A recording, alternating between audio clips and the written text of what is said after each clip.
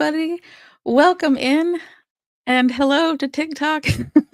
I am doing my first live stream on YouTube and on TikTok today, and I am so excited. We're going to be reading some Christmas stories and make sure that you've got your drink, some kind of hot beverage or whatever you're wanting to drink this morning. I know I've been up for a while, but maybe you're just getting up right now and have breakfast with me or have some kind of snack treat. And we're going to cozy up and we're going to read some stories. And I'm excited. I am very excited. Hello, Mom. Um, we've decorated the studio. Um, if you know us from Nerd Cave, you know that we try to decorate the studio for Christmas, but we've changed it up just a little bit. Um, and we've got stuff for TikTok and stuff for YouTube. So everywhere you look, there's Christmas things. Um, Merry Christmas from the Nerd Cave, and Merry Christmas, you guys. Merry Christmas. I'm glad that you're here.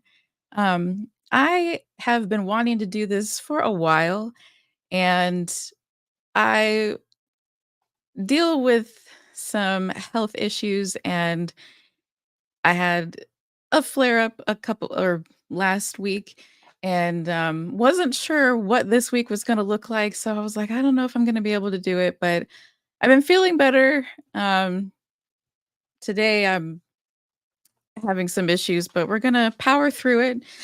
And I'm I'm just excited. I'm excited that we're getting to do this and that it's my first live stream. I'm like going back and forth. Um, but yeah, we're gonna be reading The Grinch, The Nutcracker, and Polar Express. And I own the Polar Express book. I don't know where I even got it from, but I borrowed from the library How the Grinch Stole Christmas and The Nutcracker. The Nutcracker book is a new one to me, um, but I know it's supposed to be the classic story, so I'm excited about that. But yeah, I'm just excited getting to share library books with you guys. Gotta love the library, yeah.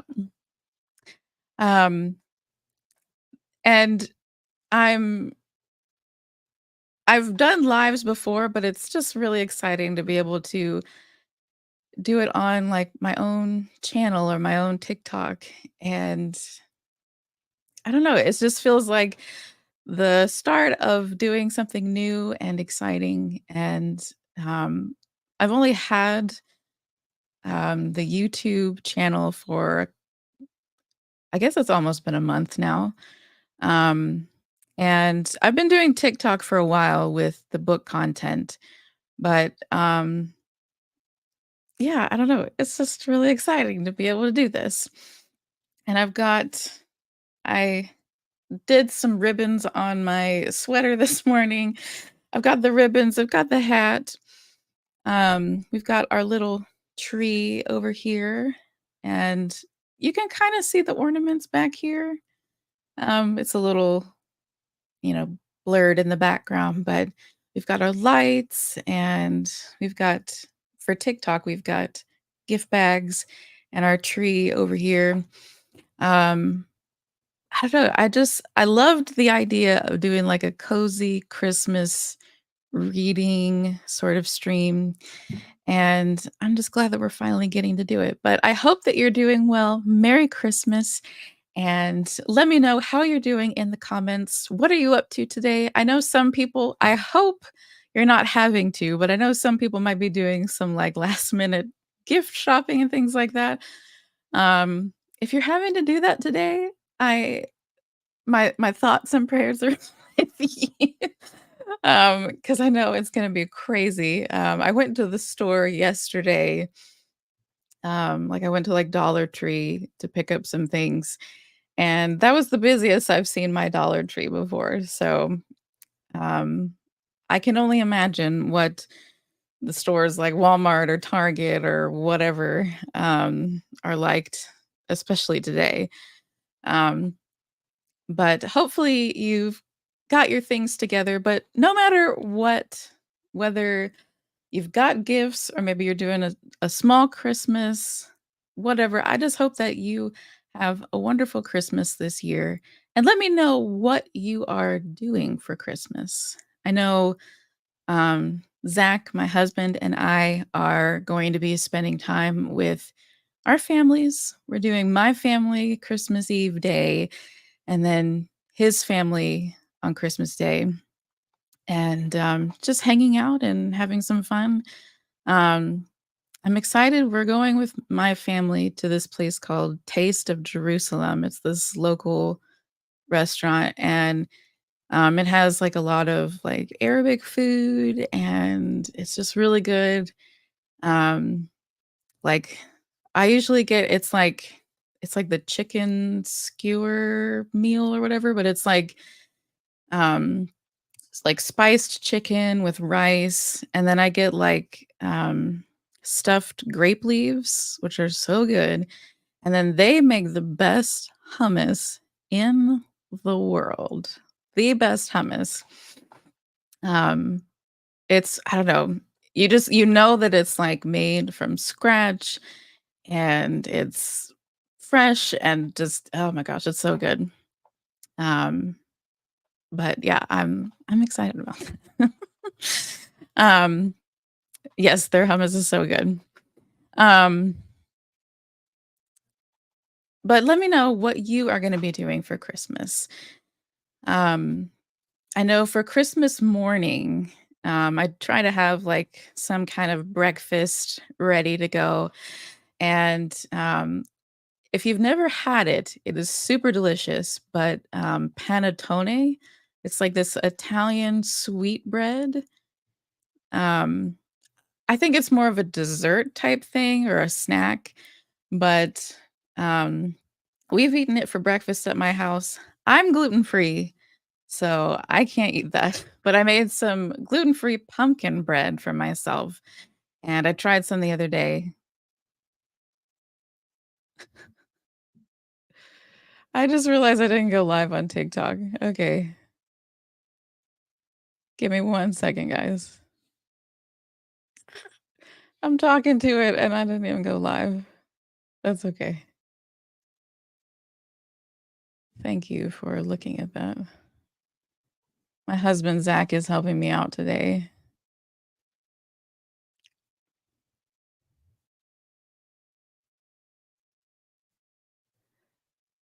I can't believe I didn't do You're good, I was looking But let me know how you're doing in the comments over here on YouTube. I'm having to do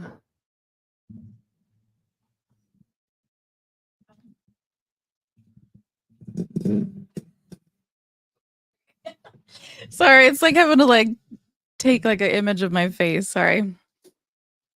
Okay, let me go live on TikTok. Hi guys, hello TikTok. We are live streaming for the first time. Hello. And we're over here on YouTube that we've already been for a little bit. But we're going to be doing some Christmas reading today, reading The Grinch and the Nutcracker and Polar Express, and I'm super excited. But we are talking about what we're doing for Christmas, what are our plans, and make sure I don't have lipstick on my teeth. But, welcome in, welcome in. But yeah, let me know how you are and what you're doing for Christmas this year. I was just saying with my family, we're going to this local restaurant, called Taste of Jerusalem, with my family Christmas Eve day, and it has, like, Arabic food, and it's super delicious, and I'm looking forward to that, and then so one day, Christmas Eve day, spending it with my family, Christmas Day, spending it with my husband's family. And shout out to Zach, my husband, the Nerd Cave. He's helping me out with the stream today, but I'm super excited. I can't wait. I can't wait. But welcome in everyone from TikTok and welcome everyone on YouTube. Um, So I've got my beverage this morning. I got this for Christmas a couple of years ago, um, but I felt like this little llama cup was kind of festive. I don't have a Christmas mug. I have like a million mugs, but I don't have a Christmas mug, so I just might have to get another mug for myself. But, yeah, just cozy up with a drink and a snack, or maybe, it's breakfast your time, whatever time you are, um, just cozy up and enjoy this time with me. Um, but, yeah, if you're not in the US, let me know where you're watching from. But Merry Christmas to everybody, and, I'm just really excited to get this going. One thing I wanted to do was recommend some Christmassy type books that I've been reading, before we get into the actual readings. But, Merry Christmas. First up, I have A Boy Called Christmas, and this is actually a movie on Netflix, but I read the book and then watched the movie, and the movie is very different from the book. There's a lot of things that were, kinda doctored by Hollywood and everything. Um, to me, the book was better. The book is it is more intense, I think, but it was a really good story. It's kind of a Santa Claus, like, origin story, and I just really loved it. It's very heartwarming and really sweet. The movie was good. Um, I don't I enjoyed the movie, but it was very different from the book. So, which, that's pretty typical. But yeah, Christmas origin story, and, it does have some, like, violence in it and some intense things, like the topic of death and things like that. It says it's recommended from, like, ages 8 to 12. I'm 32, and I still really enjoyed this book. But, yeah, definitely recommend that one. And the next one is also another juvenile book. It's called The Green Glass House, and this is a series, but I think you can kind of read them as individual books. But, this is kind of like a mystery, um, like a Christmas mystery kind of book. I really enjoyed this book. Yeah, the books are always pretty much better than the movies. Um, this one doesn't have a movie, but, it is a little bit of a thicker book, than A Boy Called Christmas. But, I really enjoyed this one. It's, about a boy whose family owns this inn, called the Green Glass House, and there are a bunch of strangers that come and stay during the Christmas holiday, and they all have different connections to the house, and the mystery kind of unfolds, and you're following the boy as he's, kind of making a game with a friend. It's like someone that works with the inn. Um, they kind of make a game out of it, but things get intense, and, but it's really good. It's a really good story. I I really recommend it. But yeah, I think pretty much any age could read this. So, those are 2 kind of like any age, kind of different Christmas books, A Boy Called Christmas and Green Glass House. So, yeah. But guys, welcome in, welcome in. I hope that you are having a wonderful day today. Let me put these books aside. But yeah, we've got our festive sweaters and hats and decorations, and we've got our drinks. I've got water in mine. um, so I can have something to drink in between reading. But yeah, I'm really excited today about reading some Christmas stories with you guys. I'm just giving like some time for people to like come in. I'm not sure what time it is. I don't have a clock in front of me. 10:15. Okay. Can you find which book at Barnes and Nobles? These were both from my library. Um, I'm sure A Boy Called Christmas is at Barnes and Noble. I don't know about Green Glass House. That one is a few years older. Um, yeah, this is like 2014. Hello, Cody. How's it going? We, especially Sky, are especially pumped. I am so glad that you guys are here. Okay, we're looking at Barnes& and Noble right now. Okay, Green Glass House is on, Barnes& and Noble's website. The paperback is only $9.99, so that's pretty cool, and I'm sure A Boy Called Christmas is on there. It's pretty popular, and there are other books in this, I think, kind of universe that this author wrote as well. Yeah, Boy Called Christmas is also on Barnes& and Noble's website. So, yeah, you can definitely go check those out. But again, I got these from my library, so, um, you could go and check that. I'm a big library supporter, so definitely support your local libraries.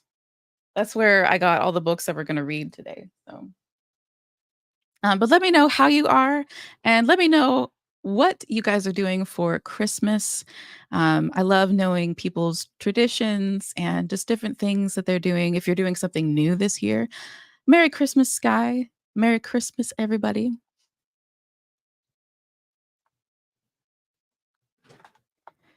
Grabbing the books. These are a little bit bigger. So we've got How the Grinch Stole Christmas, which I learned recently that the original version was more like black and white.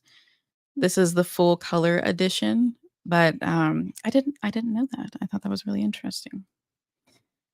And then we've got the Nutcracker, which looks like it has some pretty interesting illustrations and everything.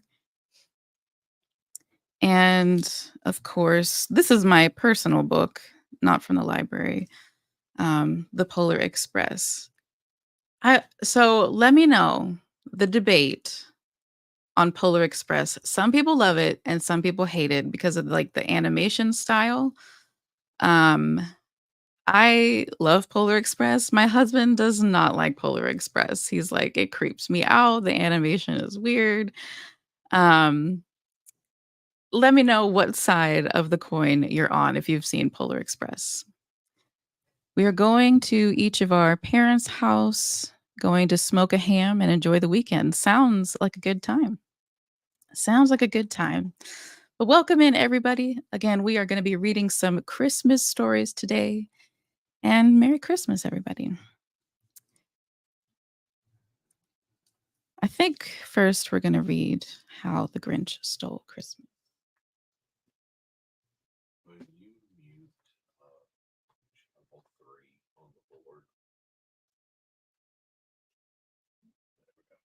Okay.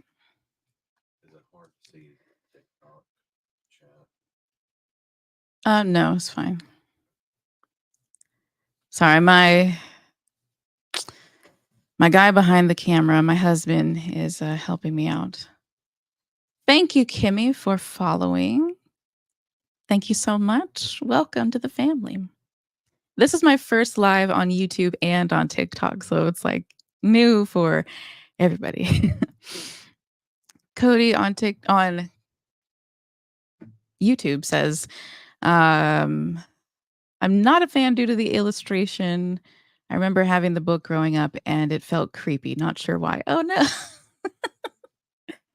Well, I guess I mean, what's Christmas without a little bit of a creepy story? I mean, like scary ghosts. It's like the song says, there's scary ghost stories and tales of the glories of Christmases long, long ago. You have to do it. But guys, I'm so glad that you're here hanging out with me today. Um, I had been wanting to do this for a while. I wasn't sure if I would be able to for health reasons, but um, been doing better. So I was like, we're gonna do it, and I'm just really excited. But welcome in, guys. Welcome in.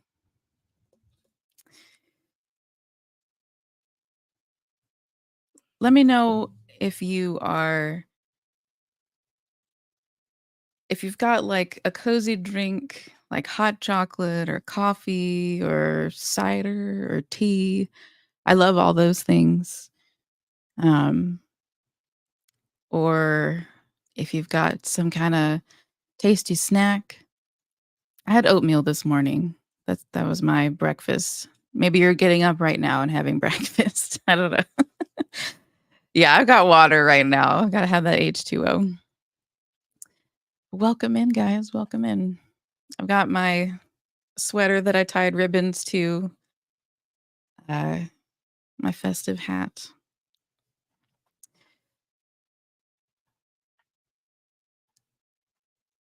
I always gotta cross my legs when I'm sitting in this chair. I like the story of Polar Express. The magic and fantasy is great. I love it too. I love it too. So, what time is it? Okay. So, as I'm reading the books, my goal is to not like stop while I'm reading, but I will definitely get to your comments once I've finished the book. But I'd like to just like read through it without stopping. Um, Potentially, we'll maybe edit this for later, but just that way the story is just straight through without interruptions, and I feel like that'll be a more enjoyable experience. But, I think we're gonna get into it, guys. Are you ready? Are you ready? I think we're gonna start off with How the Grinch Stole Christmas, and hopefully I don't bump the mic too much while I'm reading. Um, and I know these are, like, picture books. I'll do my best to show you guys the pictures and everything, but, don't hate me if if I don't get it perfect. Sounds good. Sky has some solid sweet tea she's sipping on. Good deal. Good deal. Let's go excited for this. I am so excited for this, guys. So, I mean, it doesn't get much better than How the Grinch Stole Christmas. So, let's get into it.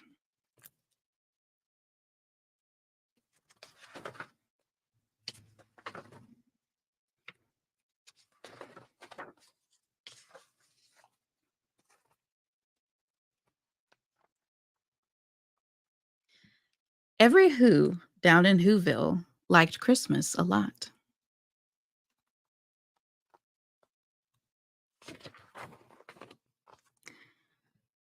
But the Grinch, who lived just north of Whoville, did not. The Grinch hated Christmas, the whole Christmas season. Now, please don't ask why. No one quite knows the reason. It could be his head wasn't screwed on just right. It could be, perhaps, that his shoes were too tight. But I think that the most likely reason of all may have been that his heart was two sizes too small.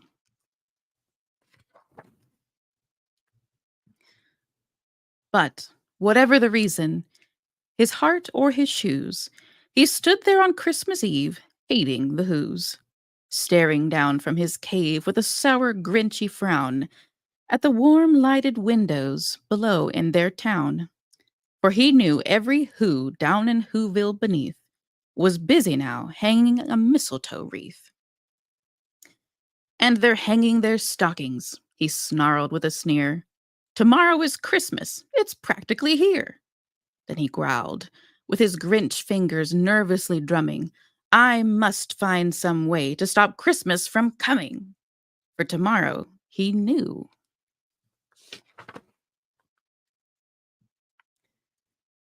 All the Who's, girls and boys, would wake bright and early. They'd rush for their toys.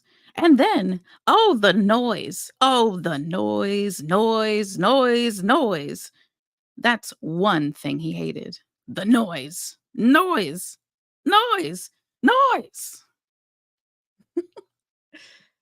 I love the illustrations.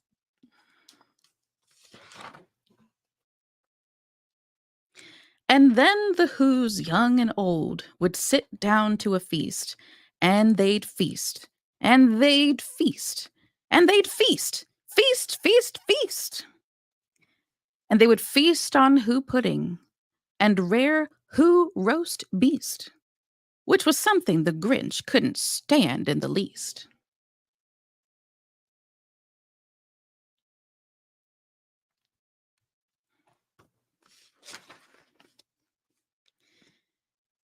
And then they'd do something he liked least of all.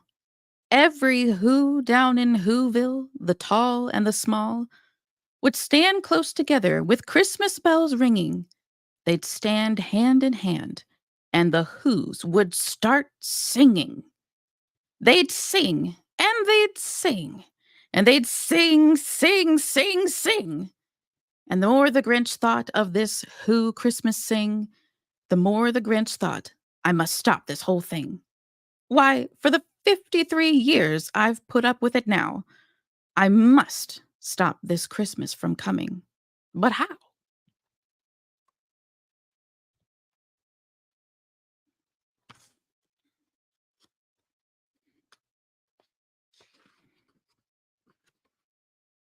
I can turn the page.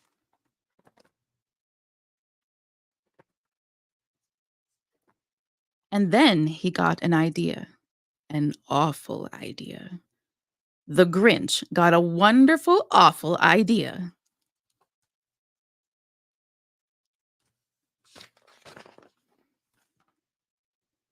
I know just what to do. The Grinch laughed in his throat, and he made a quick Santa Claus hat and coat. And he chuckled and clucked. What a great Grinchy trick! With this coat and this hat, I look just like Saint Nick. All I need is a reindeer. The Grinch looked around. But since reindeer are scarce, there was none to be found. But did that stop the old Grinch? No. The Grinch simply said, if I can't find a reindeer, I'll make one instead. So he called his dog Max. Then he took some red thread and he tied a big horn on the top of his head.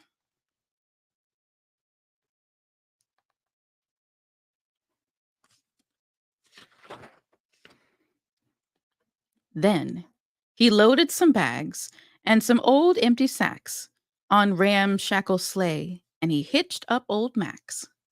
Then the Grinch said, giddy up, and the sleigh started down toward the homes where the Who's lay a snooze in their town.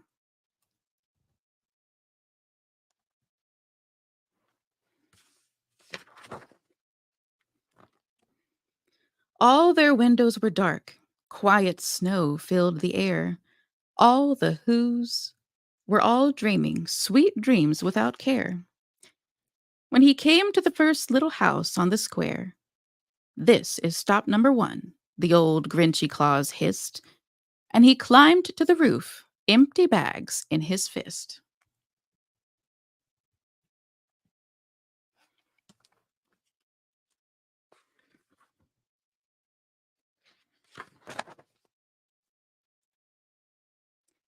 Down, then he slid down the chimney, and rather tight pinch.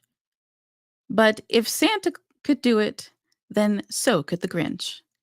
He got stuck only once, for a moment or two. Then he stuck his head out of the fireplace flue, where the little Who stockings all hung in a row. These stockings, he grinned, are the first thing to go.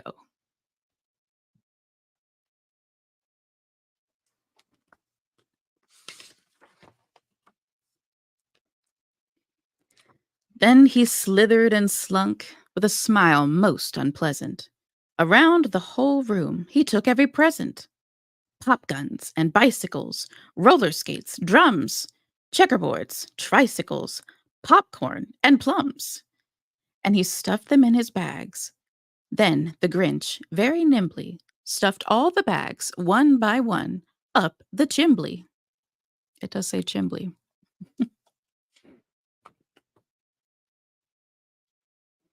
Then he slunk to the icebox, and he took the Who's feast.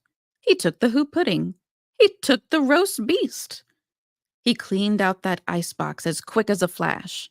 Why, that Grinch even took their last can of Who hash.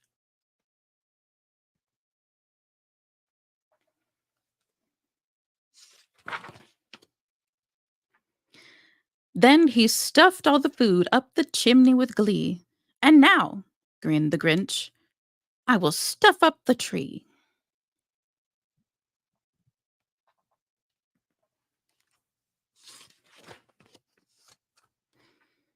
And the Grinch grabbed the tree and he started to shove, when he heard a small sound like the coo of a dove. He turned around fast and saw a small Who, Cindy Lou who was not more than 2. The Grinch had been caught by this tiny Who daughter, who'd got out of bed for a cup of cold water. She stared at the Grinch and said, "Santa Claus, why? Why are you taking our Christmas tree? Why?" She's so tiny.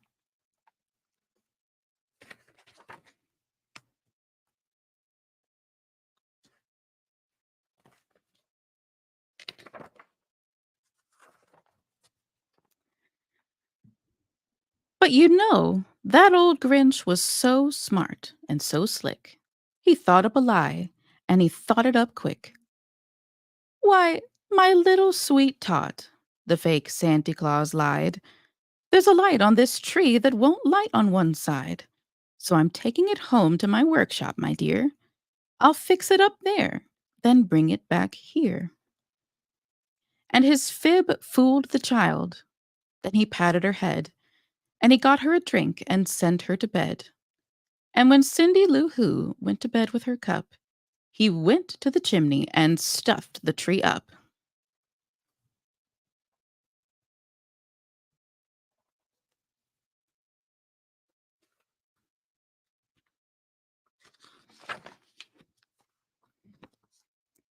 Then the last thing he took was the log for the fire. Then he went up the chimney himself, the old liar.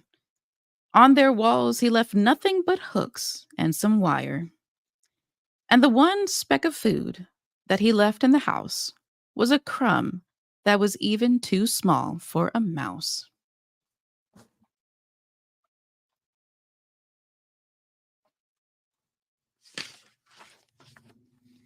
Then he did the same thing to the other Who's houses, leaving crumbs much too small for the other Who's mouses. Tiniest little mouse.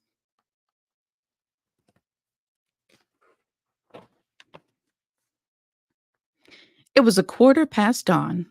All the Who's still abed, all the Who's still a snooze. When he packed up his sled, packed it up with their presents, the ribbons, the wrappings, the tags and the tinsel, the trimmings and the trappings.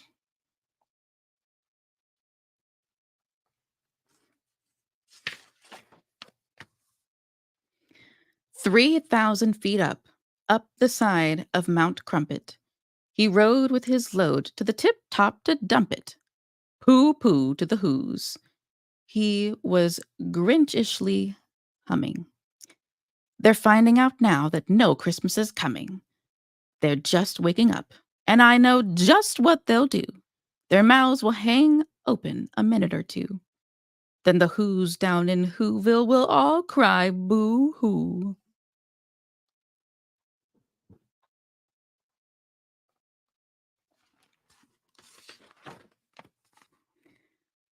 "That's a noise," grinned the Grinch, "that I simply must hear."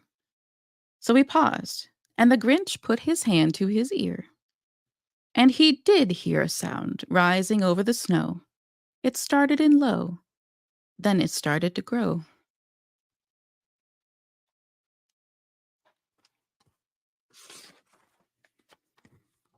But the sound wasn't sad. Why, this sounded merry. It couldn't be so. But it was merry. Very. He stared down at Whoville. The Grinch popped his eyes. Then he shook. What he saw was a shocking surprise.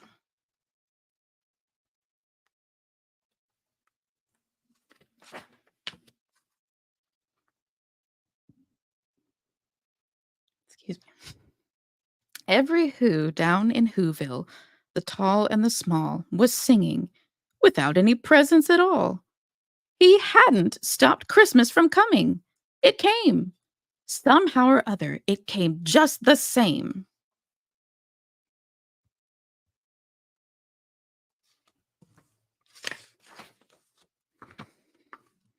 And the Grinch, with his Grinch feet ice cold in the snow, stood puzzling and puzzling. How could it be so? It came without ribbons. It came without tags. It came without packages, boxes, or bags. Then he puzzled 3 hours, till his puzzler was sore. Then the Grinch thought of something he hadn't before. Maybe Christmas, he thought, doesn't come from a store. Maybe Christmas, perhaps, means a little bit more.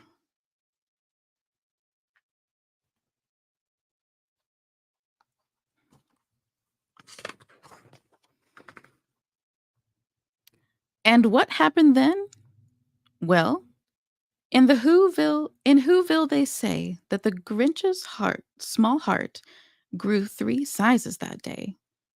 And the minute his heart didn't feel quite so tight, he whizzed with his load through the bright morning light, and he brought back the toys and the food for the feast, and he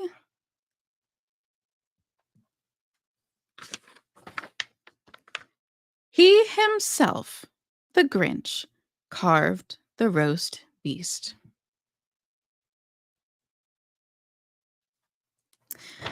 And that's the end. Such a classic story. Such a classic story. I hope that you guys enjoyed that. I'm going to sip some water.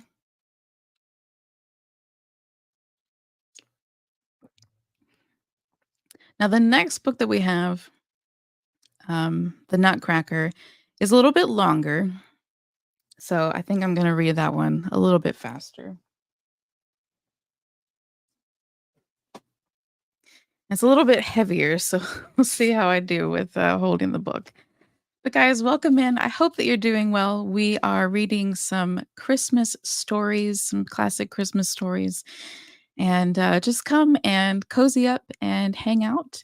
Um, and just have a fun time with me. So we've got The Nutcracker by E.T.A. Hoffman.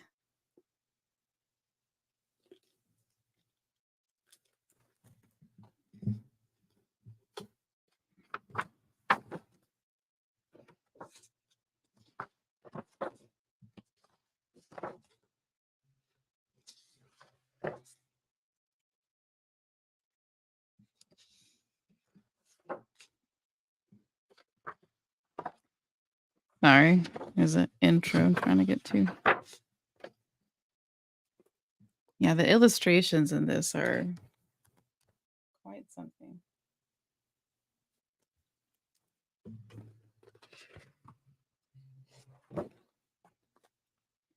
Christmas Eve. On the 24th of December, Dr. Stahlbaum's children were not allowed to set foot in the small family parlor, much less the adjoining company parlor, not at any time during the day. Fritz and Marie had huddled together in a corner of the little back room. An eerie feeling came over them when dusk fell, and, as usual on Christmas Eve, no light was brought in.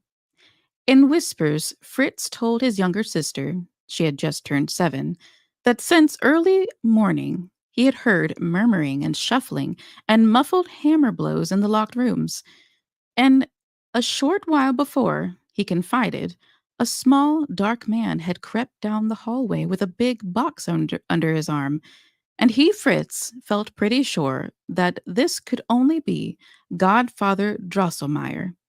At that, Marie clapped her little hands for joy and cried out, "Oh, what do you think Godfather Drosselmeyer has made for us?" Judge Drosselmeyer was anything but handsome. He was short and very thin. His face was seamed with wrinkles. He had a big black patch where his right eye should have been, and he had no hair at all, for which reason he bore a beautiful white wig, a real work of art.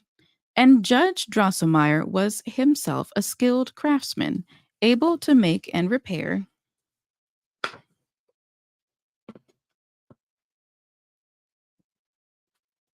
clocks. One of the fine clocks in Stahlbaum House was sick and unable to sing. Godfather Drosselmeyer would come over, remove his glass wig and yellow coat, and put on a blue apron. For a while, he would stick sharp instruments into the clock. Little Marie felt real pain at the sight, but it didn't hurt the clock in the least. On the contrary, it came back to life and made everyone happy by whirring and striking and singing merrily. Whenever he came, he had something in his pocket for the children. Now, a little man who would roll his eyes and bow in a most comical way. Now, a box that a little bird would hop out of. Now, something else. But every year at Christmas, he took great pains to turn out a work of wonderful artistry, so precious that the children's parents always put it away in a safe place. "Oh," Marie cried out, "what do you think Godfather Drosselmeyer has made for us?" Fritz said it was sure to be a fortress, with all kinds of soldiers marching up and down and drilling, and then the other soldiers would come up and try to get in, but the brave defenders would fire their guns, which would boom and thunder wonderfully. "No, no," Marie interrupted. "Godfather Drosselmeyer said something to me about a beautiful garden with a big lake in it, and lovely swans with golden necklaces swimming around on it, and singing the most beautiful songs. And then the little girl comes across the garden to the lake and calls the swans and feeds them marzipan." "Swans don't eat marzipan," said Fritz rather rudely. "And besides, Godfather Drosselmeyer can't make a whole garden. And anyway, what good are his toys to us? They always get taken away before we know it. I like the things Mama and Papa give to us a lot better, because we can keep them and do what we like with them." Then the children tried to guess what their parents would give them this time. Marie remarked that Mistress Trude, her big doll, had changed for the worse. Clumsier than ever, she kept falling on the floor, which always left nasty marks on her face, and no amount of scolding would help. She just couldn't keep the clothes clean. Marie also remembered how Mamma had smiled at her for being so delighted with her doll, Gretchen's little parasol. Fritz, on the other hand, observed that, as his father was well aware, a decent chestnut horse was needed for his royal stables, and that his army had no cavalry at all. So the children knew that their parents had bought them all sorts of lovely presents and were busy imagining them. But they were just as certain that the Christ child was looking on with tender, loving eyes, and that Christmas gifts, because he had blessed them, gave more pleasure than any others. The children, who kept whispering about the presents they expected, were reminded of this by their elder sister Louise, who added that it was always the Christ child who, by the hands of their dear parents, brought children things that would give them true enjoyment, since he knew what those would be better than the children themselves. So Big Sister Louise went on. Instead of hoping and wishing for all sorts of things, they should wait quietly like well behaved children for whatever the Christ child would bring. Marie sat deep in thought. but Fritz muttered, "All the same, I'd like a chestnut horse and some hussars." But then it was very dark. Fritz and Marie pressed close together, afraid to say another word. They had a feeling that gentle wings were passing over, and they seemed to hear beautiful music in the distance. When a flash of brightness flitted across the wall, they knew it was the Christ child flying away on glowing clouds to the other happy children. At that moment, a silvery bright bell rang ding-a-ling. The doors flew open, and such a flood of light streamed in from the big parlor that the children cried aloud, "Oh, oh!" and stood stock still on the threshold. Mama and Papa appeared in the doorway, took their children by hand, and said, come in, dear children, and see what the Christ child has brought you."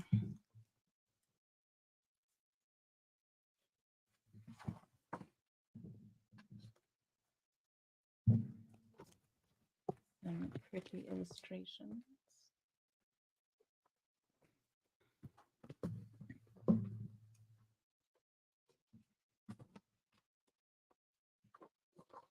The presents. Kind reader or listener, Fritz, Theodore, Ernest, or whatever your name may be, I must ask you to think as hard as you can of your last Christmas table piled high with gifts. Then perhaps you will be able to conjure up the scene, how the children stood silent with shining eyes, and how after quite some time Marie heaved a sigh and cried out, "Oh, how lovely! Oh, how lovely!" And Fritz took 2 or 3 rather spectacular jumps into the air. The children must have been especially well behaved that year, for they had never before received so many splendid presents. The big Christmas tree in the middle of the room was decorated with any number of gold and silver apples and sugared almonds, bright colored candles, and goodies of all kinds, shaped like buds and blossoms hung from every branch. But the most startling thing about this wonderful tree was that hundreds of tapers glittered like stars in its dark branches, and the tree itself, shining with an inner light, invited the children to pick up its blossoms and fruits. Round about the tree, everything glittered splendidly. No one could even have described all those wonderful things.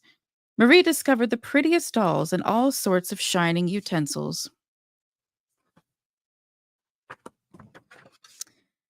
Best of all, a little silk dress, decorated with colored ribbons, had been hung up in such a way that she could examine it from all sides.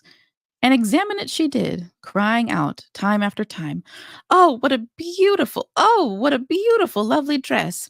And I know for sure that I'll be allowed to put it on."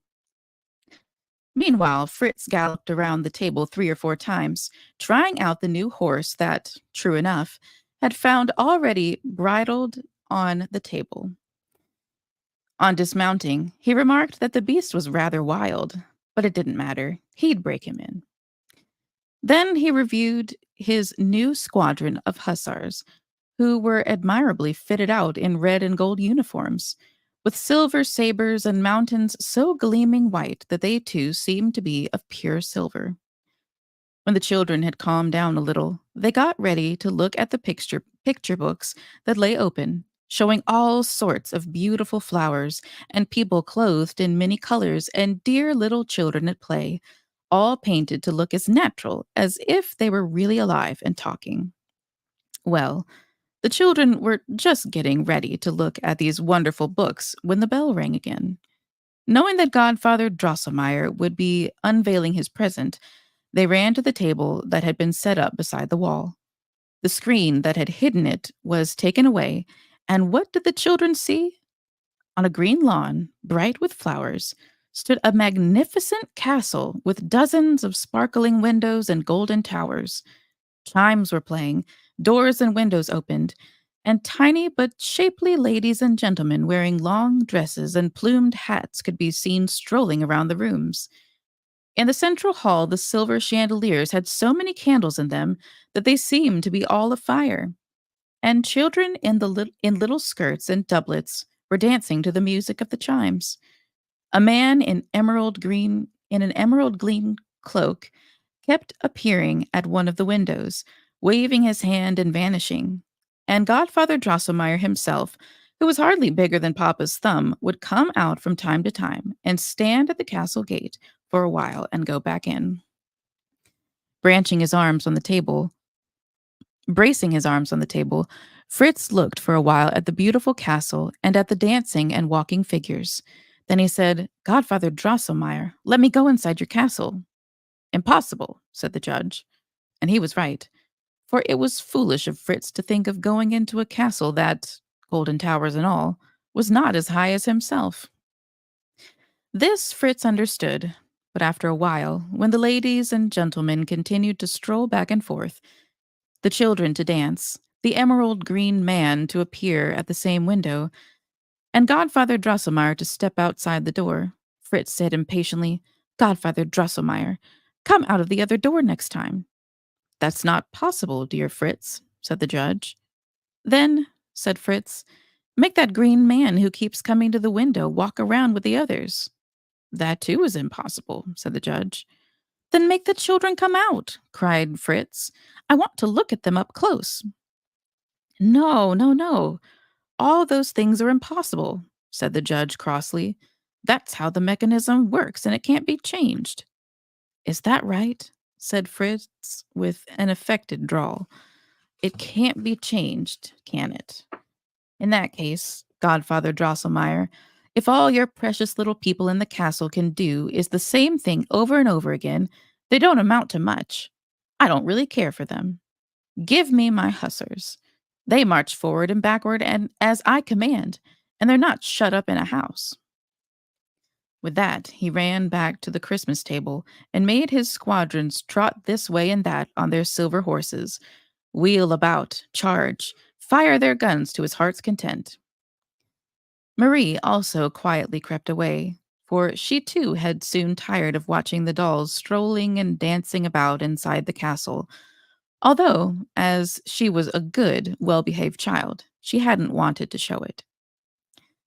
Judge Drosselmeyer said rather crossly to the children's parents, a work of art like this isn't meant for ignorant children. I'm just going to pack up my castle again.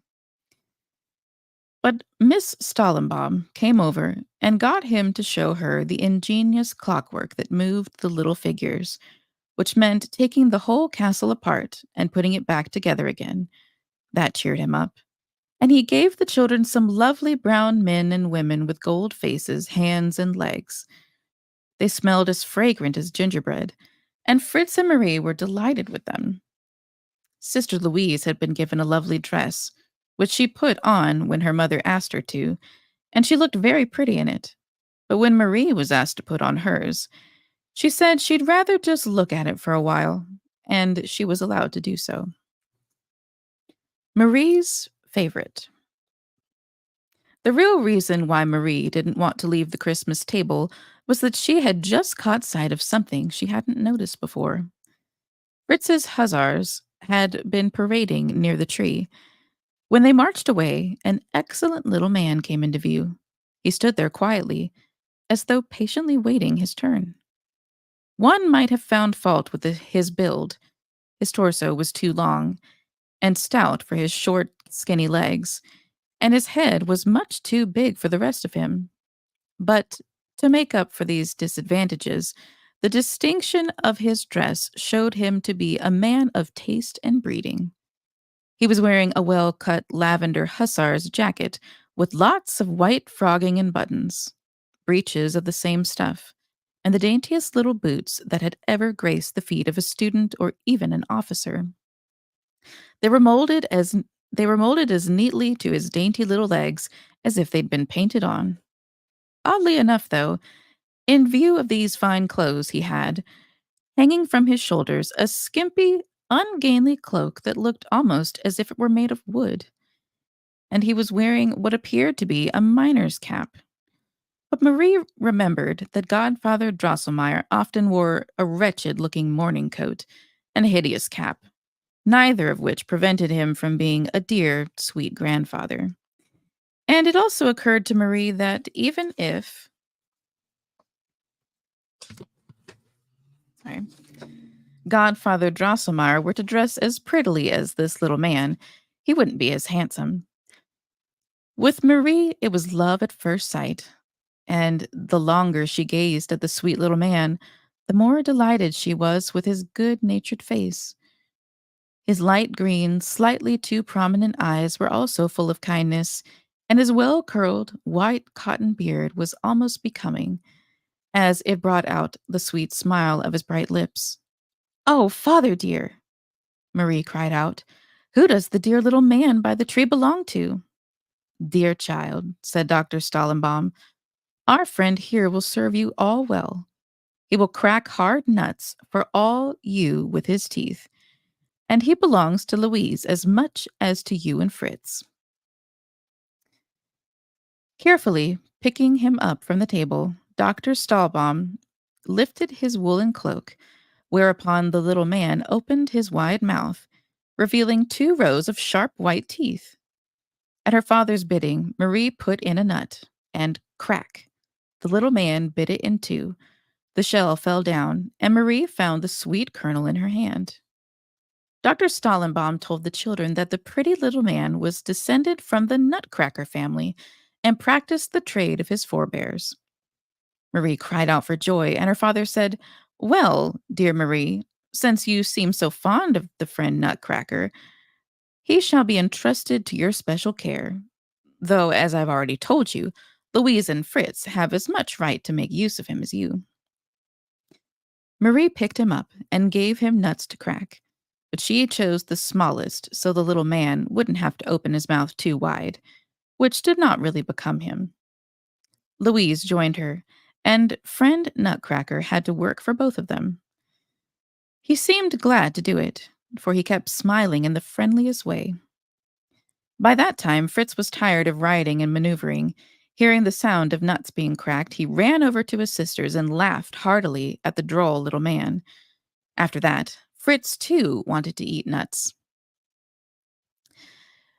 Nutcracker passed from hand to hand and never stopped opening and closing his mouth. Fritz always chose the biggest and hardest nuts, and all of a sudden, crack, crack, 3 little teeth fell out of Nutcracker's mouth, and his lower jaw began to wobble. "Oh, my poor little Nutcracker!" Marie cried, taking him out of Fritz's hands. "He's just a stupid fool," said Fritz. "Calls himself a Nutcracker, and his teeth are no good. He doesn't even know his trade, if you ask me. Give him to me, Marie. Let him crack nuts for me, even if he loses the rest of his teeth and his jaw drops off too. Who cares about a good-for-nothing like him?" Marie was in tears. "No, no," she cried. "He's my dear Nutcracker, and you can't have him. See the sad way he's looking at me and showing me his sore little mouth. You're a heartless brute. You beat your horses, and you even had one of your soldiers shot." "That's the way it has to be," said Fritz. "You don't understand these things, and the Nutcracker belongs to me as much as you, so hand him over." Sobbing, Marie wrapped the wounded Nutcracker in her little hand, in her little handkerchief. The children's parents came over with Godfather Drosselmeyer, who, to Maria's dismay, sided with Fritz. But Dr. Stahlbaum said, "I expressly entrusted Nutcracker to Marie's care, which is obviously just what he needs. So there's no point in arguing. She and no one else is in charge of him. What's more, I'm very much surprised at Fritz making demands on a man wounded in the line of duty.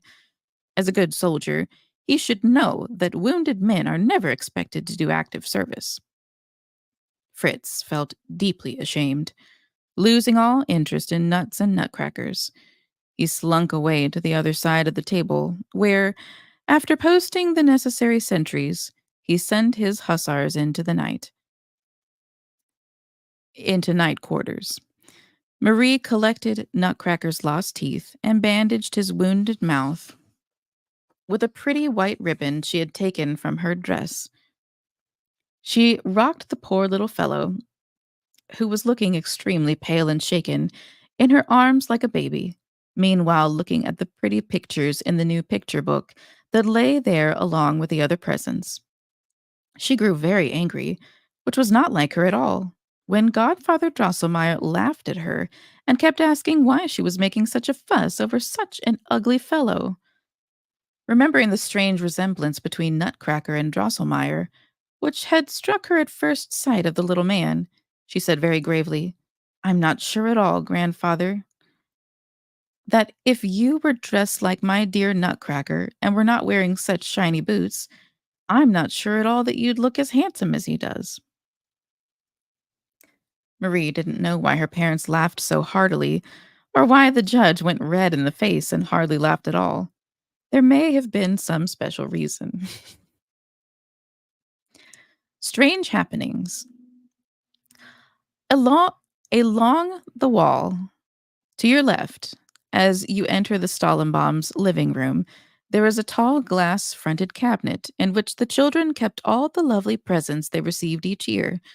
Louise was still a very small child when her father had this cabinet made by a skillful craftsman, who fitted it out with such sparkling panes of glass and made the whole thing so cleverly that the contents looked almost brighter and more beautiful than when you held them in your hands.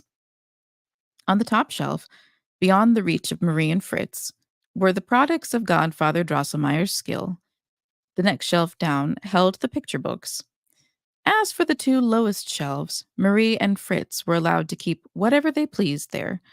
Marie used the bottom shelf as a home for her dolls, while Fritz garrisoned his troops on the one above it.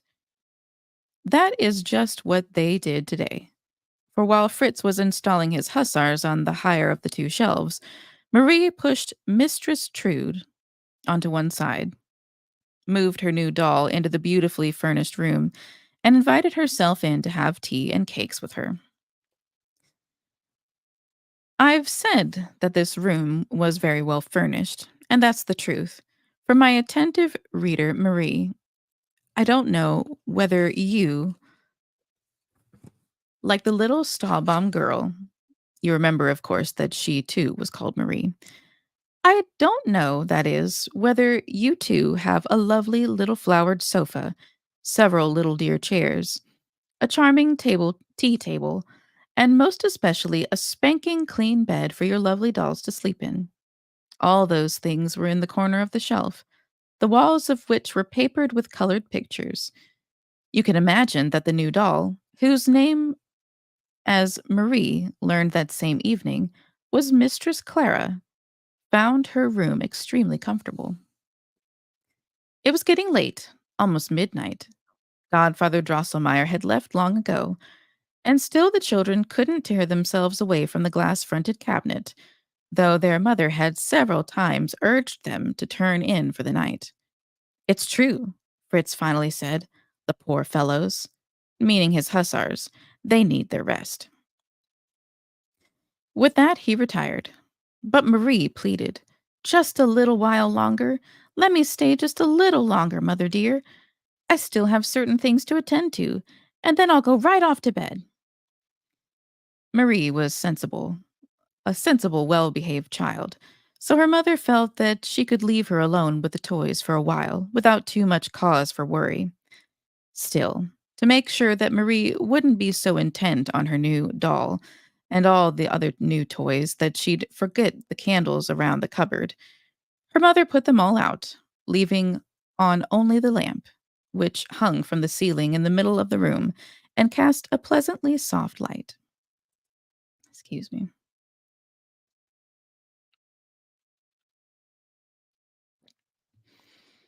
"Go to bed soon, Marie, or you won't be able to get up tomorrow," said her mother as she went off to her bedroom.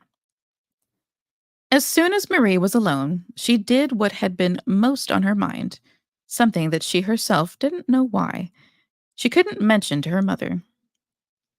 All the while, she had been holding the wounded Nutcracker in her arms, still wrapped in her handkerchief. Now she laid him carefully on the table, unwrapped the handkerchief ever so slowly, and examined his wounds.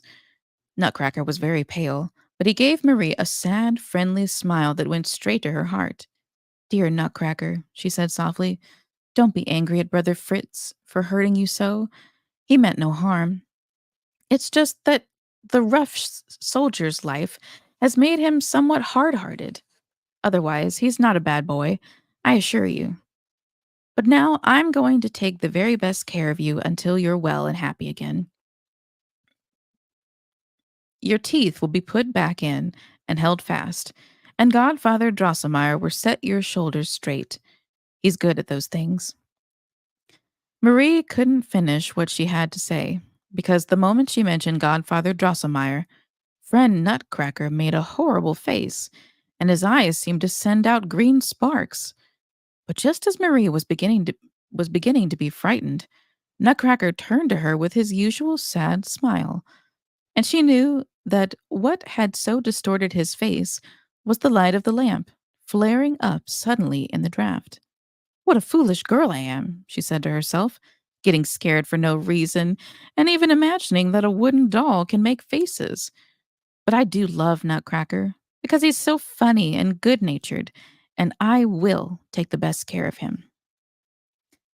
With that, she picked Nutcracker up in her arms, went over to the toy cabinet, bent down in front of it, and said to her new doll, Mistress Clara, I must ask you to give up your bed for poor Nutcracker and make do with the sofa.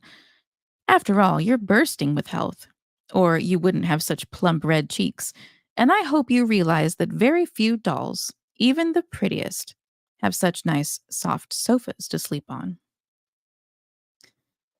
Mistress Clara looked very distinguished and morose in her Christmas finery, and she didn't say boo. But why am I making such a fuss? Said Marie. Whereupon she pulled out the bed, put Nutcracker in it gently, took a pretty ribbon that she usually wore around her waist, and wrapped it around his injured shoulders, and drew the bedclothes up to his nose. I won't have him staying with that horrid Clara, she said to herself, and moved the bed with Nutcracker in it to the shelf above, right next to the pretty little village where Fritz's hussars were quartered for the night. Then she shut the toy cabinet and she was going to the bedroom when, now pay attention, children, soft whispering and shuffling were heard round about, behind the stove, behind the chairs, behind the cupboards. The tall clock whirred louder and louder, but it didn't strike. Marie looked at it and saw that the big gilded owl perched on top of it had lowered its wings in such a way as to cover the whole clock and was striking out its ugly cat's head with a crooked beak. The whirring grew louder and louder, and now the words could be heard. Clocks, clocks, whir softly, do not strike. Mouse King is keen of hearing. Whir, whir, purr, purr. Sing him the old song. Whir, whir, purr, purr. Ring, bell, ring. Ding, dong, ding, dong. He won't last. And then the clock whirred 12 times. 12 muffled whirs. Marie shuddered. She was on the point of running away when she saw Godfather Drosselmeyer, who was sitting on the clock instead of the owl. His yellow coat-tails hung down like drooping wings. Godfather Drosselmeyer! Godfather Drosselmeyer! She cried out. What are you doing up there? Come down and stop frightening me so, you wicked Godfather Drosselmeyer! But then she heard giggling and squeaking all around her, followed by the sound of 1,000 little feet scampering behind the walls, and 1,000 little lights peered out through the cracks in the woodwork. But it wasn't lights. Oh, no. It was little sparkling eyes, and Marie saw mice peering out on all sides and squeezing through the chinks. Soon they were scampering all over the room, bigger and bigger bands of them, and in the end they formed ranks, just as Fritz's soldiers did before marching off to war. Marie thought they were funny, and since she did not, like some children, have an inborn horror of mice, she would have lost all fear had she not suddenly heard a piercing squeak that sent shivers down her spine. And what did she see then? Believe me, dear reader Fritz, I know you're as brave as the wise and fearless Marshal Fritz Stahlbaum, but if you had seen what Marie saw then, you would have run. I even think you would have jumped into bed and pulled the covers higher above your ears.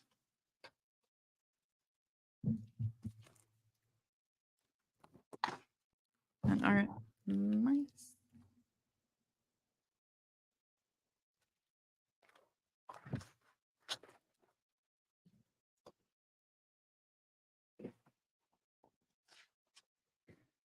But poor Marie couldn't do that because, now listen, dear children, right in front of her feet, sand and lime and crushed stone came gushing out of the floor as though driven by some underground force, and 7 mouse heads with 7 sparkling crowns rose up, squeaking and squealing hideously. Soon the mouse's body, to which the 7 heads were attached, worked itself up through the floor, and this enormous mouse, crowned with 7 diadems, was hailed by the entire army, cheering with 3 loud squeaks. And then the army set itself in motion, hop, hop, trot, trot, heading straight for the toy cabinet, straight for Marie, who was standing right next to it.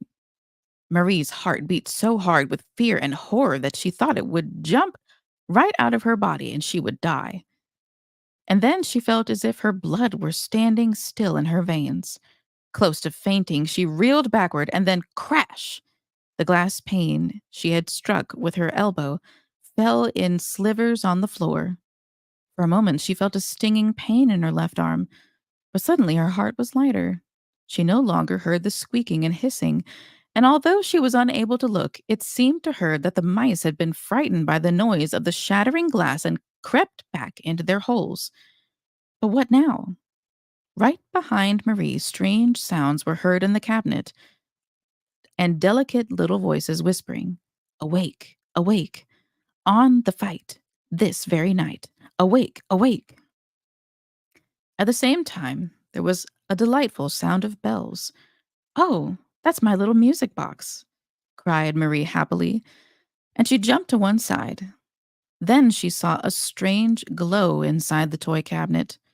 The whole population seemed to be on the move. A number of dolls were running in all directions, thrashing about with their little arms.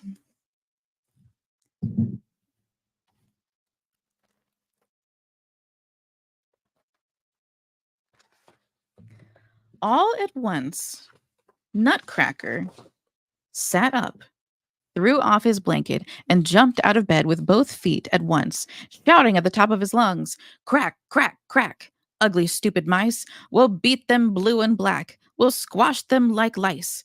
Crack, crack, crack!" With that, he drew his little sword, swung it through the air, and cried, "My dear vassals, friends, and brothers, will you stand by me in this bitter battle?"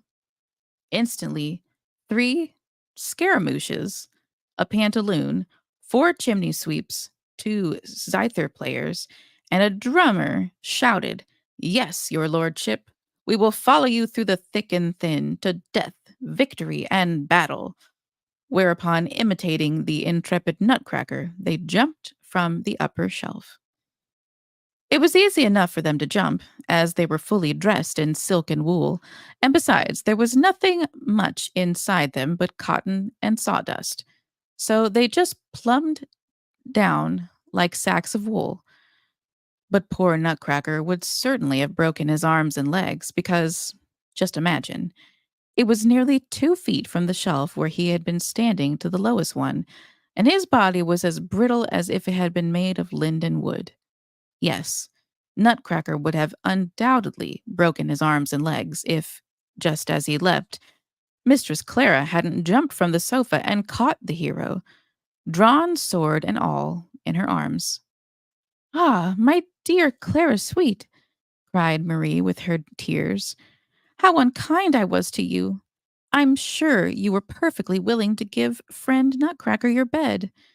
But Mistress Clara, pressing the young hero to her silken bosom, said, "Oh, my lord, I beseech you, sick and wounded as you are, go not into the perilous battle.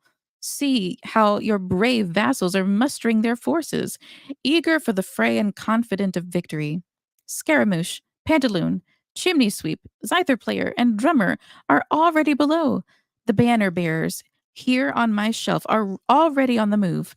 I entreat you, my dear lord, to rest in my arms, or to look down upon your victory from the brim of my plumed hat." So spoke Clara, but Nutcracker was so restive and flailed about so with his legs that Mistress Clara had to put him down on the floor. She knelt graciously and whispered, He knelt graciously and whispered, My lady, the favor you have shown me will be ever present in my mind on the battlefield. Clara bent low, took hold of his arms, lifted him gently, quickly undid her spangled girdle, and tried to put it around his shoulders. But he took 2 steps back, laid his hand on his breast, and said solemnly, Dear lady, do not waste this mark of favor upon me, for he stopped and gave a deep sigh, quickly tore from his shoulders the ribbon Marie had tied around him, pressed it to his lips, put it on as a token, and bravely brandishing his bare sword, jumped as nimbly as a bird over the ledge of the cabinet to the floor. You have surely observed, dear reader, that Nutcracker, even before coming fully to life, had been well aware of Marie's love and regard for him. Of course, it was only because he had become so fond of Marie that he hadn't wanted to accept Mistress Clara's ribbon, shiny and pretty as it was. Faithful Nutcracker preferred to wear Marie's simpler little ribbon. But what's going to happen now? The moment Nutcracker jumped, the squeaking and squealing started again. Under the big table, the murderous hordes of mice came to a halt, and over them all towered the hideous mouse with 7 heads. What will happen now? The battle. Trusty vassal drummer, cried out Nutcracker in a loud voice, sound the advance. Whereupon the drummer began to ply his drumstick so skillfully that the windows of the toy cabinet rattled and resounded. A crackling and clattering were heard from inside, and Marie saw the lids of all the boxes where Fritz's army was quartered for the night burst open. Soldiers climbed out and jumped to the bottom shelf, where they formed ranks. Nutcracker ran back and forth, shouting the words of encouragement to the troops. Why doesn't that dog of a trumpeter bestir himself? He cried angrily. Then turning to Pantaloon, whose long chin was wobbling badly and who had turned deathly pale, Nutcracker said gravely, General, I know how brave and experienced you are. What's needed here is a quick eye and the ability to take prompt action. I put you in command of our cavalry and artillery. You won't need a horse. You gallop very nicely on those long legs of yours. Ply your trade. Pantaloon put his long bony fingers in his mouth and blared as piercingly as 100 trumpets. A neighing and stamping were heard in the cabinet. Fritz's dragoons and crew razors, and most particularly his shiny new hussars, came marching out and halted on the floor down below. With banners flying and bands playing, regiment after regiment marched past Nutcracker and massed in the middle of the room. Fritz's artillery came clanking past. A few moments later, the guns were going boom, boom. Marie saw sugar balls landing in the serried ranks of the mice, who were spattered with white powder, which made them feel very sheepish. But the worst damage was done by a battery of heavy guns set upon Mamma's footstool, which fired jawbreakers, boom, boom, boom, in quick succession, at the mice, many of whom were laid low. But the mice advanced irresistibly and overran some of the artillery positions. Such was the confusion, and such were the smoke and dust, that Marie could hardly see what was going on. But this much was certain. Both sides fought with grim determination, and for a long while victory hung in the balance. The mice brought up more and more troops, and the little silver pills that hurled powerfully and accurately with their slingshots penetrated even the glass-fronted cabinet. Clara and Trude ran about in despair, wringing their hands till they were sore.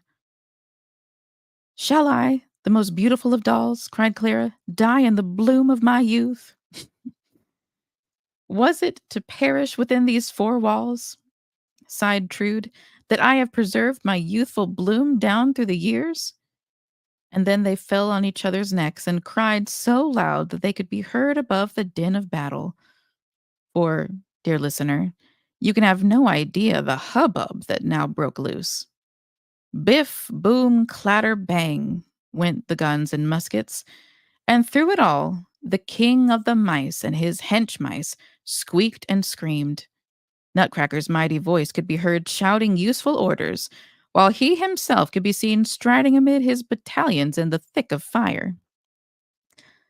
Pantaloon had led several brilliant cavalry charges and covered himself with glory, but Fritz's hussars were bombarded by the mouse artillery with nasty, foul-smelling pellets that made horrid spots on their little red jackets.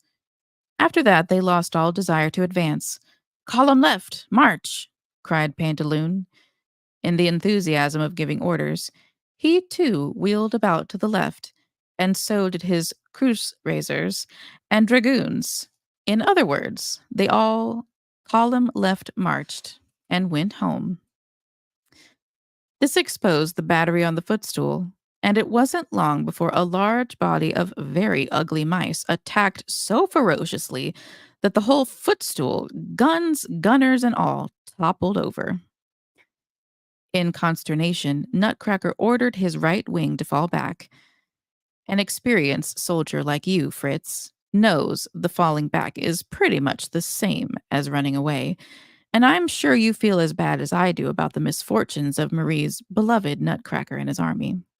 But avert your eyes from this sorry situation and turn to the left wing of the Nutcracker's army, where things are still going well, and there is still ground for hope.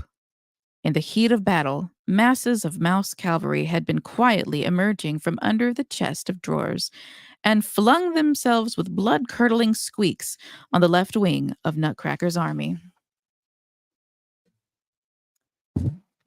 This is quite the battle scene.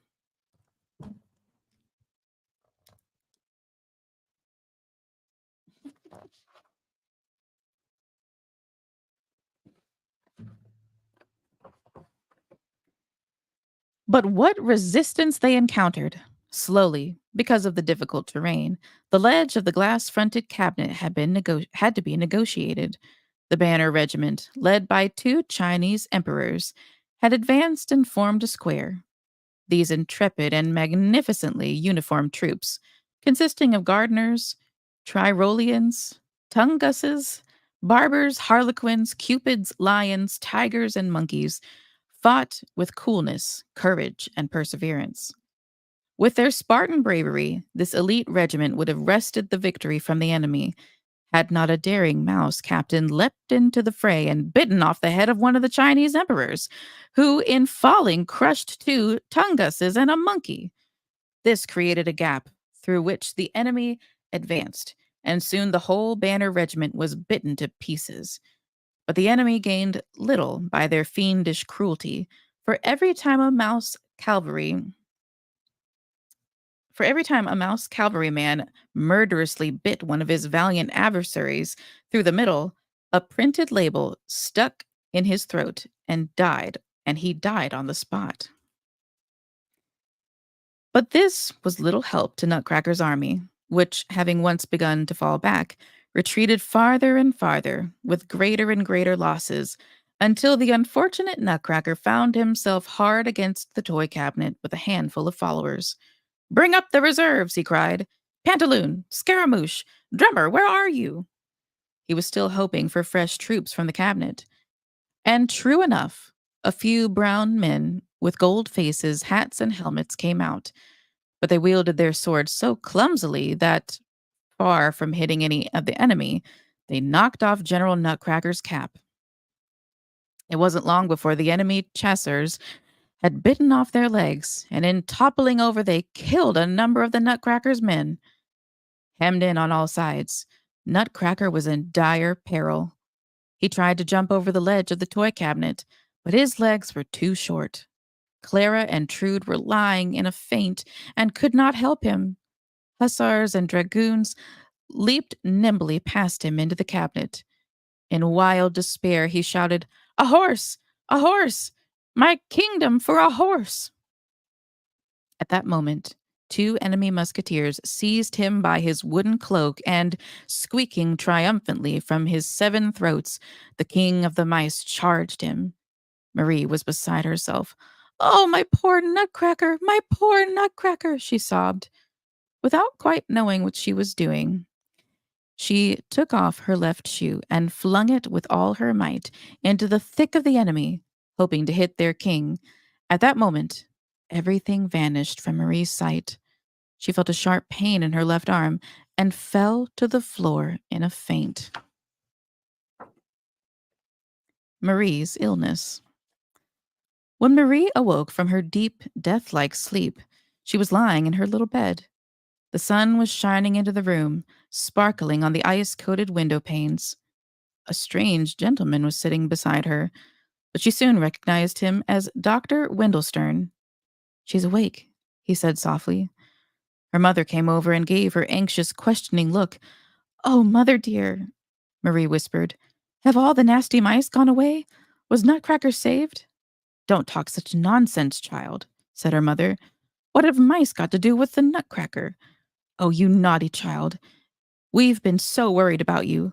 That's what happens when children are headstrong and disobey their parents. Last night you stayed up till all hours playing with your dolls. You were sleepy, and a mouse may have come out and frightened you, though I can't believe we have any of those in the house. Be that as it may, you stuck your arm through the glass of the toy cabinet and cut it so badly that Dr. Weldenstern, who has just taken several pieces of glass out of the wound, says that if an artery had been cut, you would have been left with a stiff arm for life, or might have bled to death. Thank God I woke up at midnight and wondered where you were. I went into the living room and found you lying beside the cabinet in a faint, bleeding terribly. I was so frightened that I almost fainted myself. There you lay, and all around you I saw Fritz's soldiers and a lot of dolls, broken banners and gingerbread men. Nutcracker was lying on your bleeding arm, and your left shoe was on the floor nearby. Oh, mother, mother, Marie broke in. There had just been a big battle between the dolls and the mice. The reason I was so scared was that the mice were going to capture poor Nutcracker, who was in command of the dolls. So I threw my shoe at the mice, and after that, I don't know what happened." Dr. Weldenstern gave Marie's mother a meaning look, and she said softly to Marie, "Never mind, child.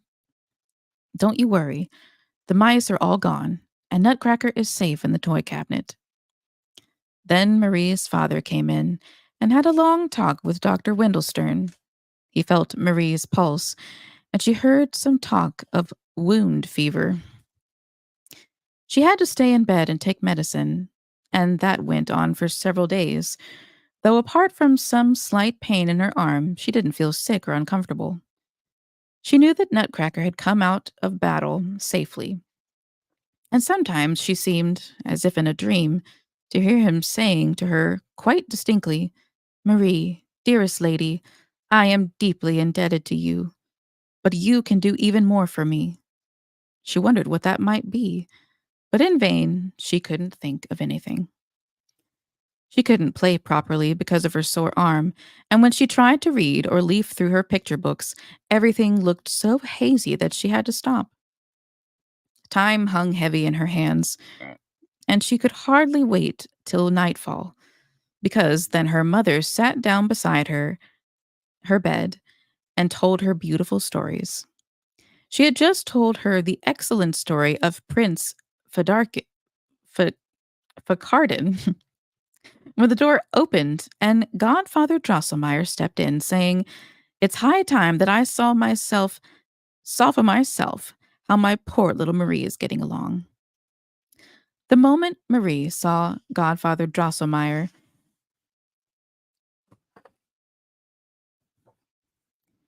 in his coat, she seemed to see the Nutcracker fighting in his losing battle with the mice, and without thinking, she cried out, "Oh, Godfather Drosselmeyer, how ugly you were!"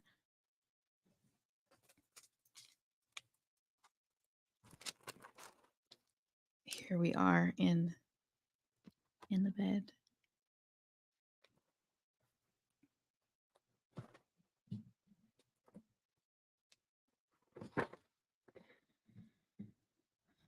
Oh, Godfather Drosselmeyer, how ugly you were! I saw you sitting on the clock, covering it with your wings to keep it from striking aloud, because that would have scared the mice away.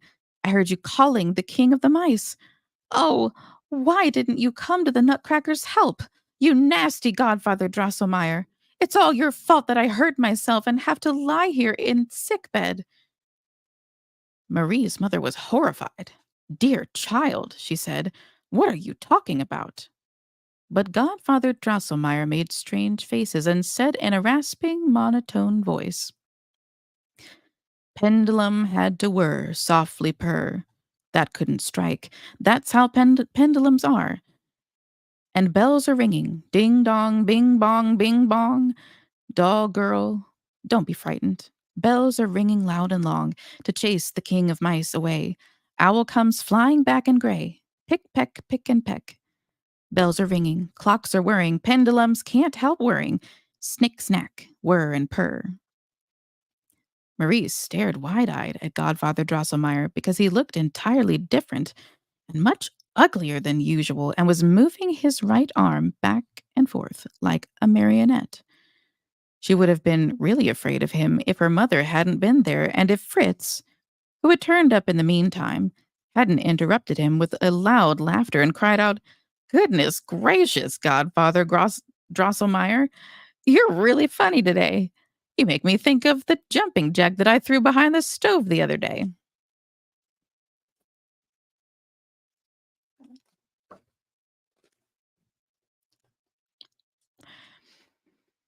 But the children's mother said very gravely, Dear Judge Drosselmeyer, what a strange rigmarole. What is the meaning of all of it? My word, said Drosselmeyer, laughing. Didn't you know my pretty watchmaker's song? I always sing it to my little patients like Marie.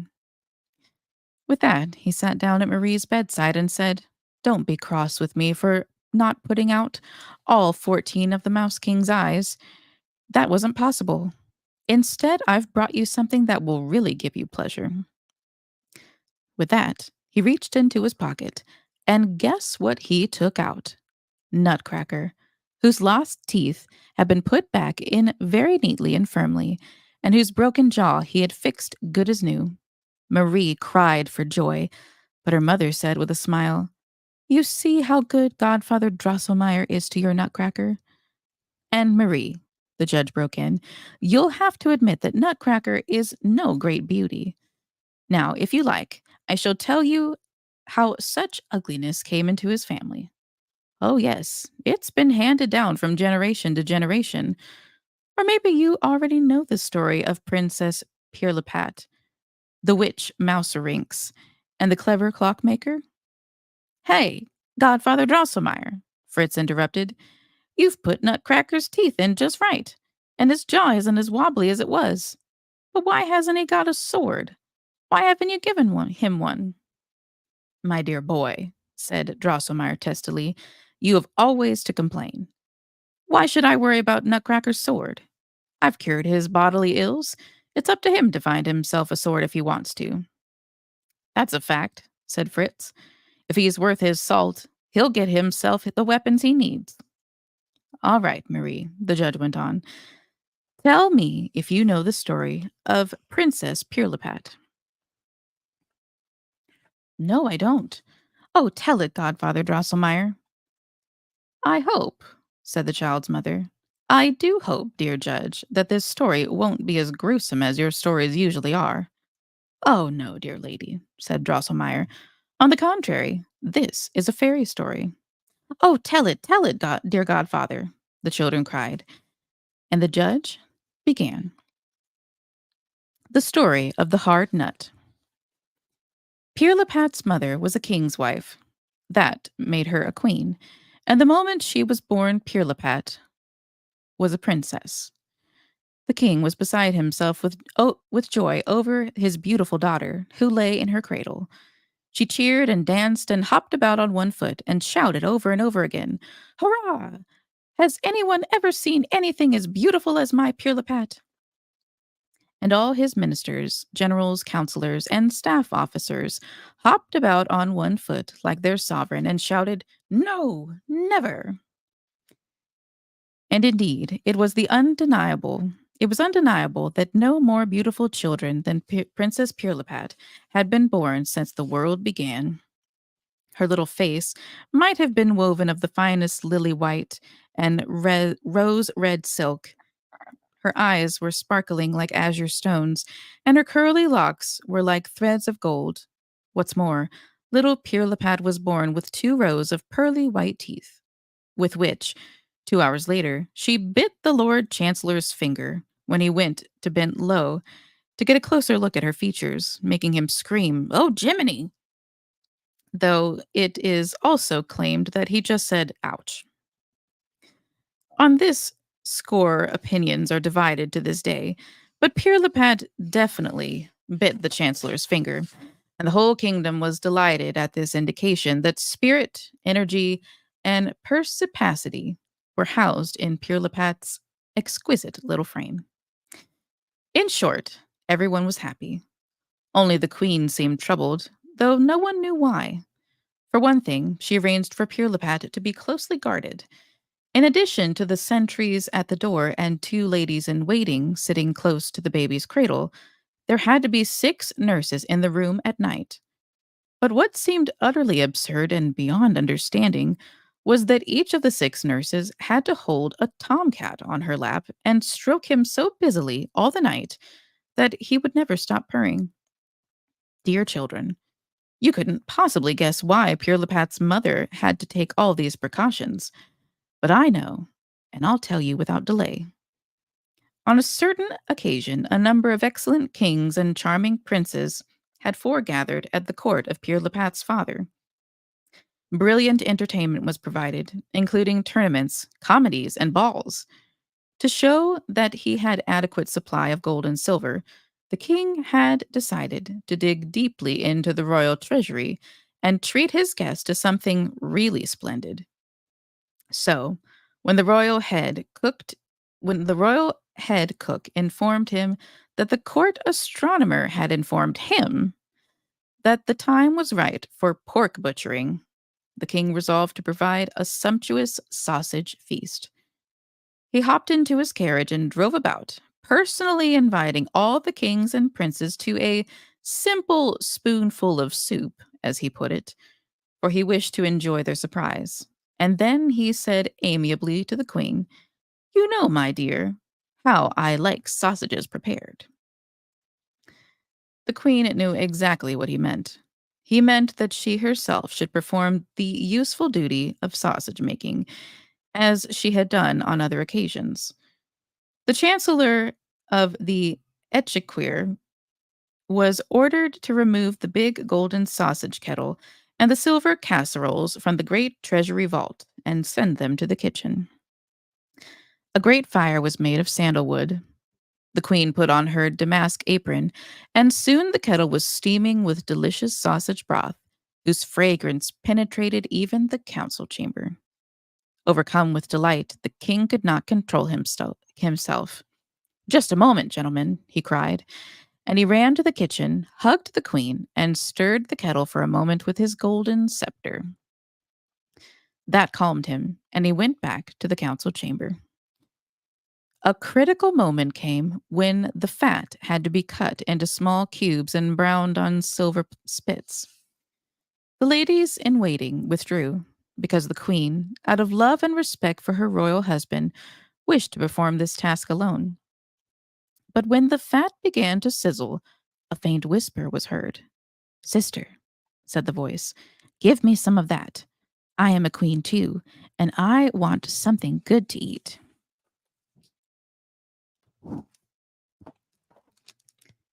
Have a mouse visitor.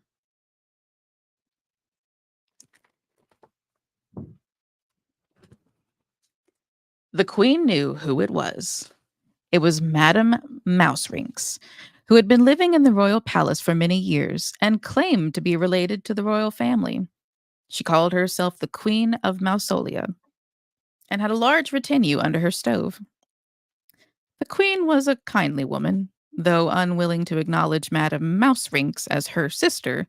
She was glad to let her share the feast. "Very well, Madame Mouserinks," she said. Come right out. Of course you may have some of my crispy fat. So Madame Mouserings came hopping out, jumped on the stove, and with her pretty little paws grabbed one little cube of fat after another as the queen forked them out to her. But then all Madame Mouserink's aunts and uncles came running, and even her 7 sons, who were dreadful little rascals. They flung themselves on the fat, and the terrified queen found it impossible to fend them off. Luckily, the head lady in waiting came in and chased the intruders away before the fat was all gone. The court mathematician was called in, and what was left of it was carefully divided in accordance with his calculations. Drums rolled and trumpets blared. The princes and potentates appeared in their resplendent robes of state, some on white palfreys, others in crystal coaches. Crown on head and scepter in hand, the queen welcomed them and the king welcomed them and took his seat at the head of the table. During the liver sausage course, the king became visibly pale and his eyes turned heavenward. Sighs escaped from his breast. Some unspeakable pain seemed gnawing at his vitals. But during the blood sausage course, he sobbed and groaned and slumped in his chair, burying his face in his hands. Everyone jumped up. The court physician tried in vain to feel the unfortunate king's pulse. Some deep, mysterious suffering seemed to be tearing him to pieces. Drastic remedies, feather quills and the like, were attempted. The queen pleaded with him to tell her what was wrong. At length he seemed to recover a little and muttered almost inaudibly, "Not enough fat." In despair, the queen fell at his feet, sobbing. "Oh, my poor unfortunate royal husband," she cried. "Oh, what sufferings you have endured. You see the culprit here at your feet. Punish her severely. Alack, alas! Madame Mouserings with her 7 sons and her aunts and uncles ate up the fat and—" With that, the queen fell back in a faint. The king jumped up in a rage and cried aloud, "Chief lady in waiting, how did this happen?" The chief lady in waiting told him as much as she knew, and the king resolved to avenge him on Madame Mouserings and her family, who had eaten the fat that should have been in the sausage. The Privy Council was summoned, and it was decided that Madame Mouserings should be tried for her life, and that all her property should be confiscated. But since the king feared that she might go on eating his fat in the meantime, the whole matter was referred to the court clockmaker and wizard. This man, whose name was the same as mine, Christian Elias Drosselmeyer, promised to drive Madame Mouserings and her family from the palace forever by an act of astute statesmanship. What he actually did was invent certain ingenious machines, to which small pieces of fat were attached by threads, and placed them all over Madame Mousering's apartment. Madame Mouserings was far too shrewd to be enticed by Drosselmeyer's contraptions, but all her warnings, all her remonstrations were in vain. Lured by the pungent smell of brown fat, all 7 sons and any number of uncles and aunts went straight to Drosselmeyer's engines of destruction. When they tried to nibble the fat, the gate suddenly fell and they were captured, whereupon they were taken to the royal kitchens and ignominiously executed. Gathering what was left of her family, Madame Mouserings left the scene of her cruel loss. Her heart was filled with rage, despair, and thirst for vengeance. The court rejoiced, but the queen lived in fear, for she knew Madame Mouserings like a book, and felt she wouldn't take the death of her sons and relations lying down. True enough, Madame Mouserings appeared in the kitchen just as the queen was cooking kidney stew for her husband, who was especially fond of that dish, and said, "My sons, aunts, and uncles have been slain. Take care, your highness, that the queen of the mice doesn't bite your little princess in two. Take care." With that, she vanished and was seen no more. But the queen was so frightened that she dropped the kidney stew in the fire. That was the second time Madame Mouserinks had ruined one of the king's favorite dishes and made him very angry. Well, that's enough for tonight. I'll tell you the rest another time. Much as Marie, who had ideas of her own about the story, begged Godfather Drosselmeyer to go on, he sprang to his feet and said, "Too much at a time wouldn't be good for you. I'll tell you the rest tomorrow." As the judge was leaving the room, Fritz asked him, "Tell me, Godfather Drosselmeyer, is it really true that you invented mousetraps?" "How can you ask such a silly question?" said Mrs. Talbaum. But the judge smiled strangely and said, "Do you think an ingenious clockmaker like me would be incapable of inventing a mere mousetrap?" The story of the hard nut continued. "Now, children," Judge Drosselmeyer continued the next evening, "now you know why the queen had the beautiful Princess Pirlipat guarded so closely. Can you blame her for being afraid that Madame Mouserinks would carry out her threat and bite the little princess to death?" Drosselmeyer's machines were of no use at all to the wily Madame Mouserinks, but the court astronomer, who was at the same time the privy astrologer, argued that Purr and Tomcat and his family had the power to keep Madame Mouserinks away from the cradle. Accordingly, each of the nurses had to hold a scion of the family. The whole lot of them were employed at court as, as legation secretaries on her lap and sweeten his arduous duty by diligently scratching his back. One night, at exactly 12 o'clock, a lady in waiting who was sitting close by the cradle was startled from a deep sleep. All was quiet round about. Not a purr could be heard. In that deathly stillness, you might have heard the woodworm nibbling in the wainscoting. Imagine how this lady in waiting must have felt when she saw a big, ugly mouse standing up on its hind legs, with its hideous head right on top of the princess's face. The lady jumped with a cry of horror, waking everybody else. But at that moment, Madame Mouserinks, for the big mouse beside Pirlipat's cradle was none other, scurried into the corner. The legation secretaries ran after her, but too late. She had vanished into the crack on the floor. Awakened by the noise, little Pirlipat cried pitifully. "Thank goodness she's alive!" cried the nurses. But what was their horror when they looked at Pirlipat and saw what had become of the lovely, delicate child. Instead of the angelic red and white face framed in golden curls, they saw an ungainly fat head on a tiny, shrunken little body. The azure blue eyes had been changed into staring green pop eyes, and the sweet little mouth had become a gash stretched from ear to ear. The queen almost died of grief, and the walls of the king's study had to be covered with cotton batting because he kept ramming his head against them, wailing in the most pitiful voice, "Oh, what an unhappy monarch I am!" He might have realized by then that it would have been better to eat his sausages without fat and to leave Madame Mouserinks and her tribe in peace under the stove. But that wasn't how Pirlipat's royal father's mind worked. He simply put all the blame on the royal clockmaker and wizard, Christian Elias Drosselmeyer of Nuremberg, and issued a decree by giving Drosselmeyer 4 weeks to restore Princess Pirlipat to her former state, or at least suggest a surefire means of doing so, failing which he should suffer a shameful death at the hands of the royal executioner. Drosselmeyer was terrified, but then, trusting in his craft and in his luck, he did what seemed to be the first thing to do. He skillfully took Princess Pirlipat apart, unscrewed her hands and feet, and examined her inner structure. Unfortunately, he discovered that the larger she grew, the more hideous she would be, and he could think of no remedy. So he carefully put the princess back together, and sitting beside her cradle, which he was not allowed to leave, he sank into deepest gloom. The 4th week had already begun.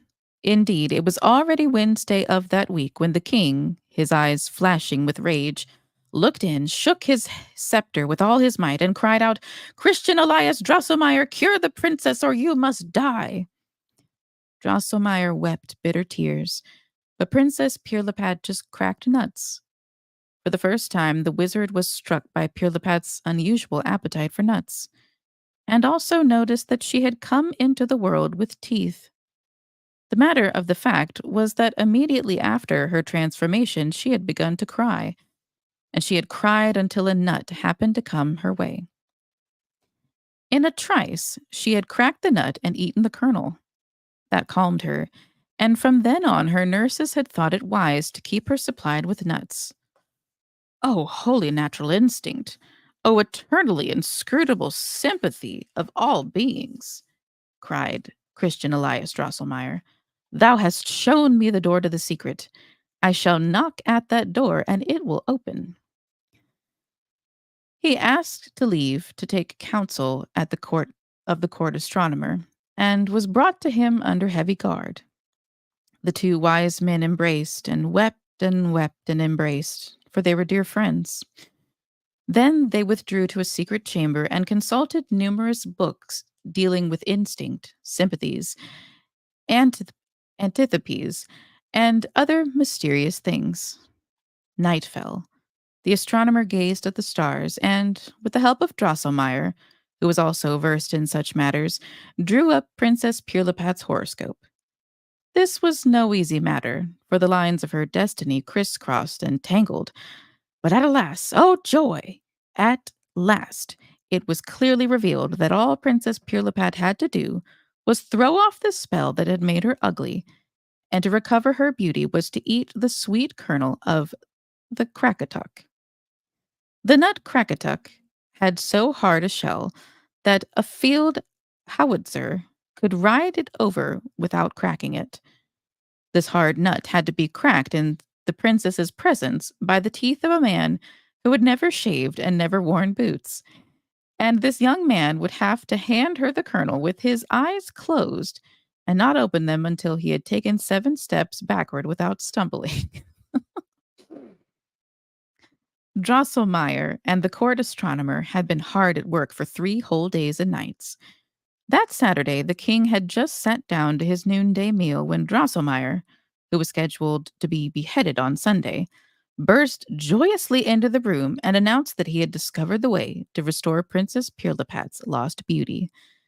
The king embraced him rapturously and promised him a diamond sword, 4 medals, and 2 new Sunday coats. "I expect you," he said affably, "to get to work right after lunch. Just see to it, my dear wizard, that a young unshaved man in his shoes is on hand with the nut Crackatuck.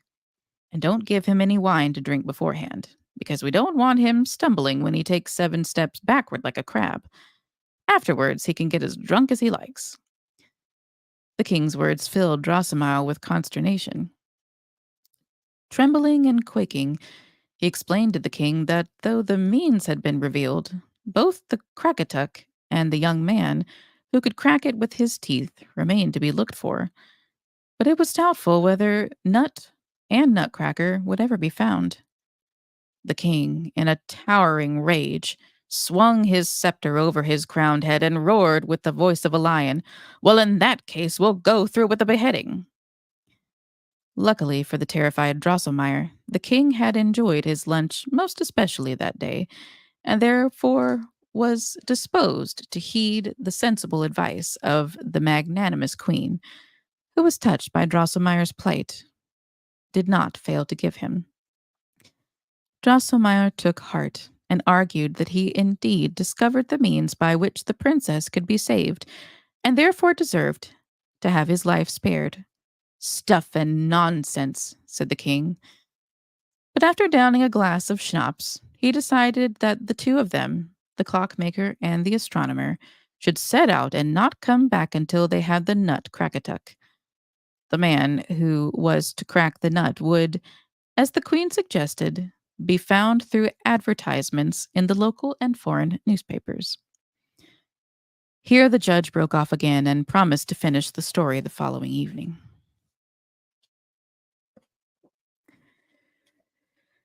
The story of the hard nut continued. The candles had just been lit the next evening when Godfather Drosselmeyer did indeed arrive in Marie's room and resume his story. Drosselmeyer and the court astronomer had been traveling from place to place for 15 years, and still they had discovered no trace of the Nutcracker. Children, I could speak for 4 weeks telling you about all the places they went and all the strange and unusual things that happened to them, but I won't. Instead, I shall tell you only that Drosselmeyer was sick at heart and longed for his beloved native city of Nuremberg. One day, when he and his friend were smoking wretched tobacco in the middle of a large forest in Central Asia, Drosselmeyer was quite overpowered by homesickness. "Oh, Nuremberg," he cried. "Oh, Nuremberg, my happy home! How foolish I have been to roam, and how I yearn to return to Nuremberg, my Nuremberg, where houses all have windows, and churches all have doors." As Drosselmeyer kept lamenting and lamenting, the astronomer, overcome with sympathy, began to moan so pitifully that he could be heard all over Asia. But after a while he pulled himself together, wiped his tears, and said, "Dear and esteemed colleague, why do we sit here lamenting? Why don't we go to Nuremberg? What difference does it make where we look for that wretched Nutcracker?" "You've got something there," replied Drosselmeyer, and heaved a heavy sigh of relief. They both arose, knocking the ashes out of their pipes, and headed straight for Nuremberg. They had barely arrived when Drosselmeyer ran to his cousin, the carver, varnisher, and gilder of dolls, Christoph Zacharias Drosselmeyer, whom he had not seen for many years. The clockmaker told the doll-maker the whole story of Princess Pirlipat, Madame Mouserings, and the Nutcracker. The doll-maker clapped his hands in amazement and cried out, "Cousin! Cousin, how perfectly wonderful!" The clockmaker also related the incidents of his long journey, how he had spent 2 years with the king of dates, how the prince of almonds had rudely turned him away, how he had vainly consulted the Natural History Society in Squirrelville. In short, how he had nowhere found the slightest trace of the Nutcracker.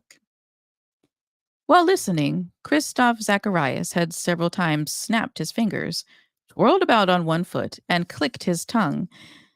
In the end, he exclaimed, good gracious, heavens above! I can hardly believe it." Then he tossed his cap and wig into the air, hugged his cousin with all his might, and cried out, "Cousin, cousin, you're a made man. Because if I'm not very much mistaken, the Nutcracker is right here in my house." Whereupon he brought in a box, opened it, and took out a gilded, medium-sized nut. "Here it is," he said. "Now, let me tell you how I came by it.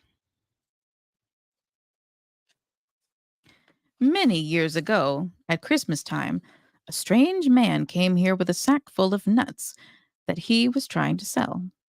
Right outside my shop, he got into a fight with a local nut seller who felt very strongly that a stranger had no business selling nuts in our town.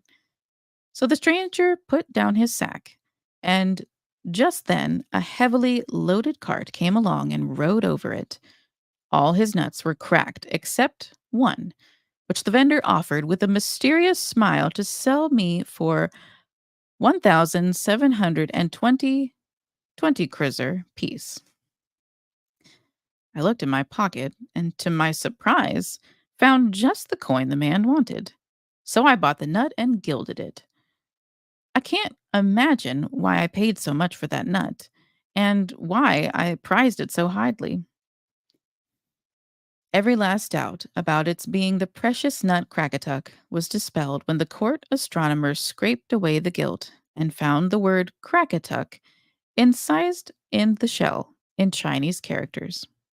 The travelers were overjoyed, and the doll maker was the happiest of men, when his cousin Drosselmeyer assured him that his fortune too was assured, since, in addition to a sizable pension, he would be supplied with gold for his gilding as long as he lived. The two travelers, the wizard and the astronomer, had already put on their nightcaps and were getting ready for bed when the astronomer spoke up as follows: Esteemed colleague, one piece of good fortune never comes alone. Take my word for it. The Nutcracker isn't the only thing we've found. We've also found the young man who's going to crack it between his teeth and give Princess Pirlipat the beauty kernel. I'm referring to none other than your cousin's son. And in his enthusiasm, he protested, No, I will not go to bed. I mean to drop the young man's horoscope this very night. With that, he threw off his nightcap and set to work on his observations. True enough, the cousin's son was an affable, nice looking young fellow who had never been shaved and never worn boots. In his younger days, to be sure, he had been a jumping jack for a Christmas or two, but all the trace of that had vanished, for since then his father had taught him proper behavior. Now, at Christmas time, he wore a sword and a red jacket with gold trimmings, and since he carried his hat under his arm, there was nothing to hide his magnificent pig-tailed wig. There he stood in his father's shop, gallantly cracking nuts for young ladies, for which reason they called him the Nutcracker. Next morning, the astronomer threw his arms around the clockmaker and cried out, It's him! We've got him! He's found! But there are two things, my dear colleague, that we must be borne in mind. First, you must make your excellent nephew a sturdy wooden pigtail, connected with his lower jaw in such a way that a tug at one of the sets of the other in motion. Second, when we return to the palace, we must take care not to tell a soul that we've brought the young man who is to crack the nut with his teeth. In fact, he must not show himself until we have been there for some time. I read in the horoscope that after a few others have been broken I read in the horoscope that after a few others have broken their teeth trying to crack the nut, the king will promise the princess and his throne to the man who succeeds, and thereby restores the princess' lost beauty. Cousin Dollmaker was so delighted to hear that his son was going to marry Princess Pirlipat and become a prince and a king that he entrusted the boy entirely to the care of the two travelers. The pigtail that Drosselmeyer attached to his hopeful young nephew was a complete success, and thanks to this device, the boy was able to crack the hardest peach pits. Drosselmeyer and the astronomer sent word to the palace that the Nutcracker had been found, and advertisements were put in the papers forthwith. By the time the travelers got there, several handsome young men, including one or two princes, had arrived determined, thanks to the soundness of their teeth, to free the princess from the witch's spell. The travelers were aghast when they saw the princess. The little body with its tiny hands and feet could barely support the ungainly beard that had sprouted over her mouth and chin. She is quite the sight.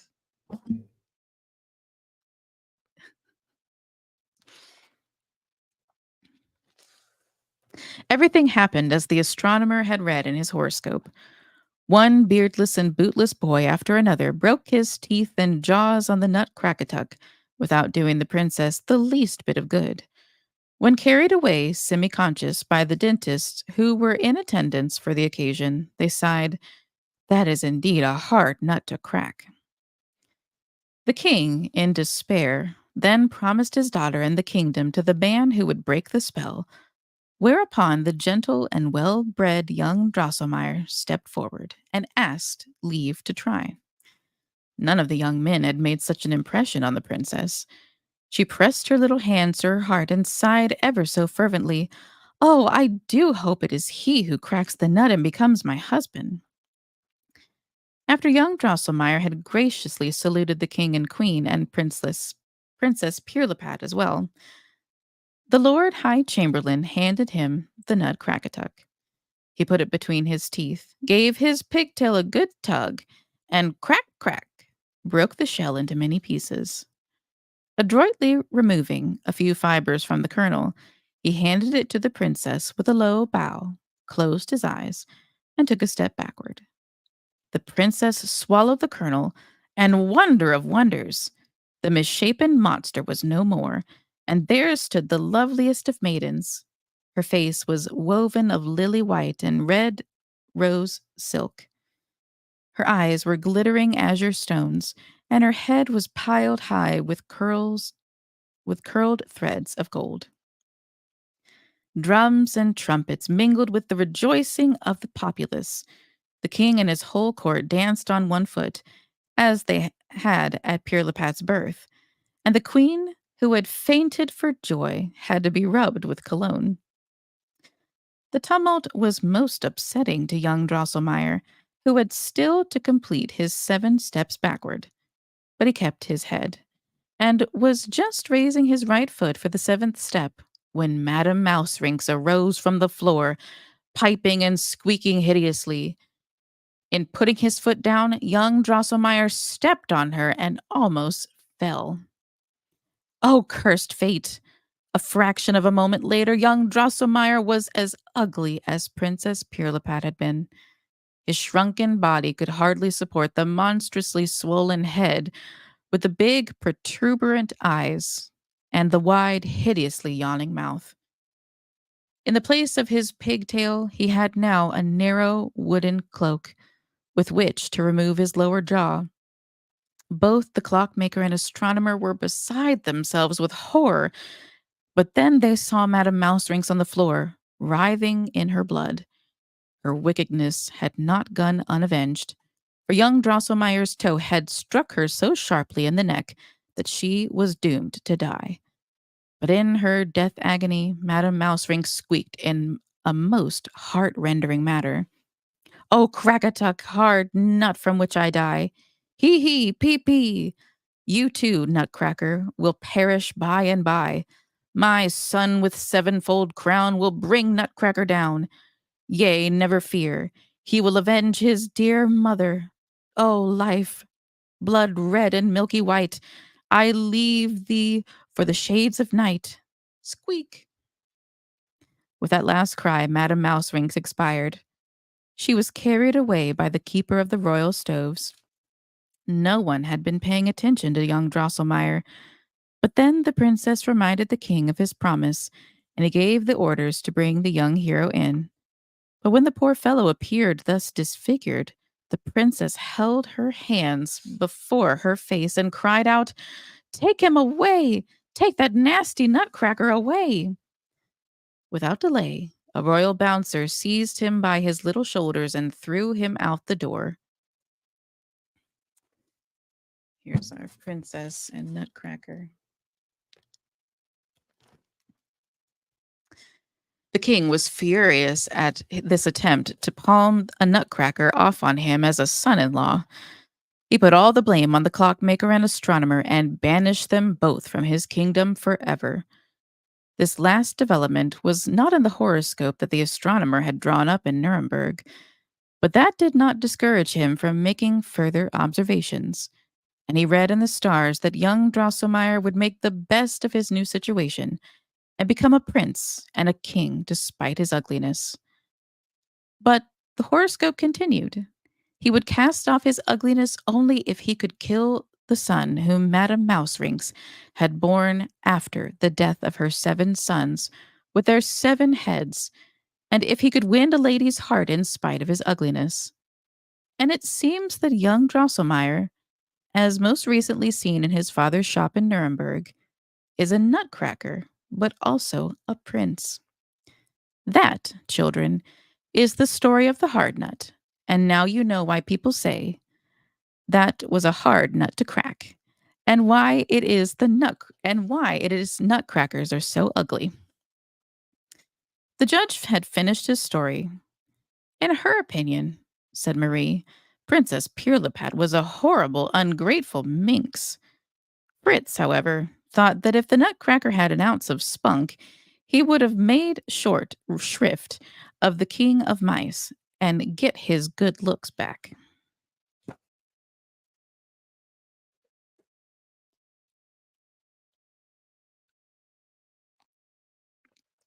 Uncle and nephew.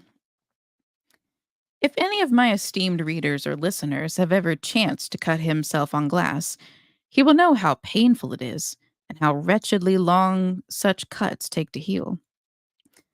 Marie had to stay in bed for almost a week because she was dizzy whenever she got up.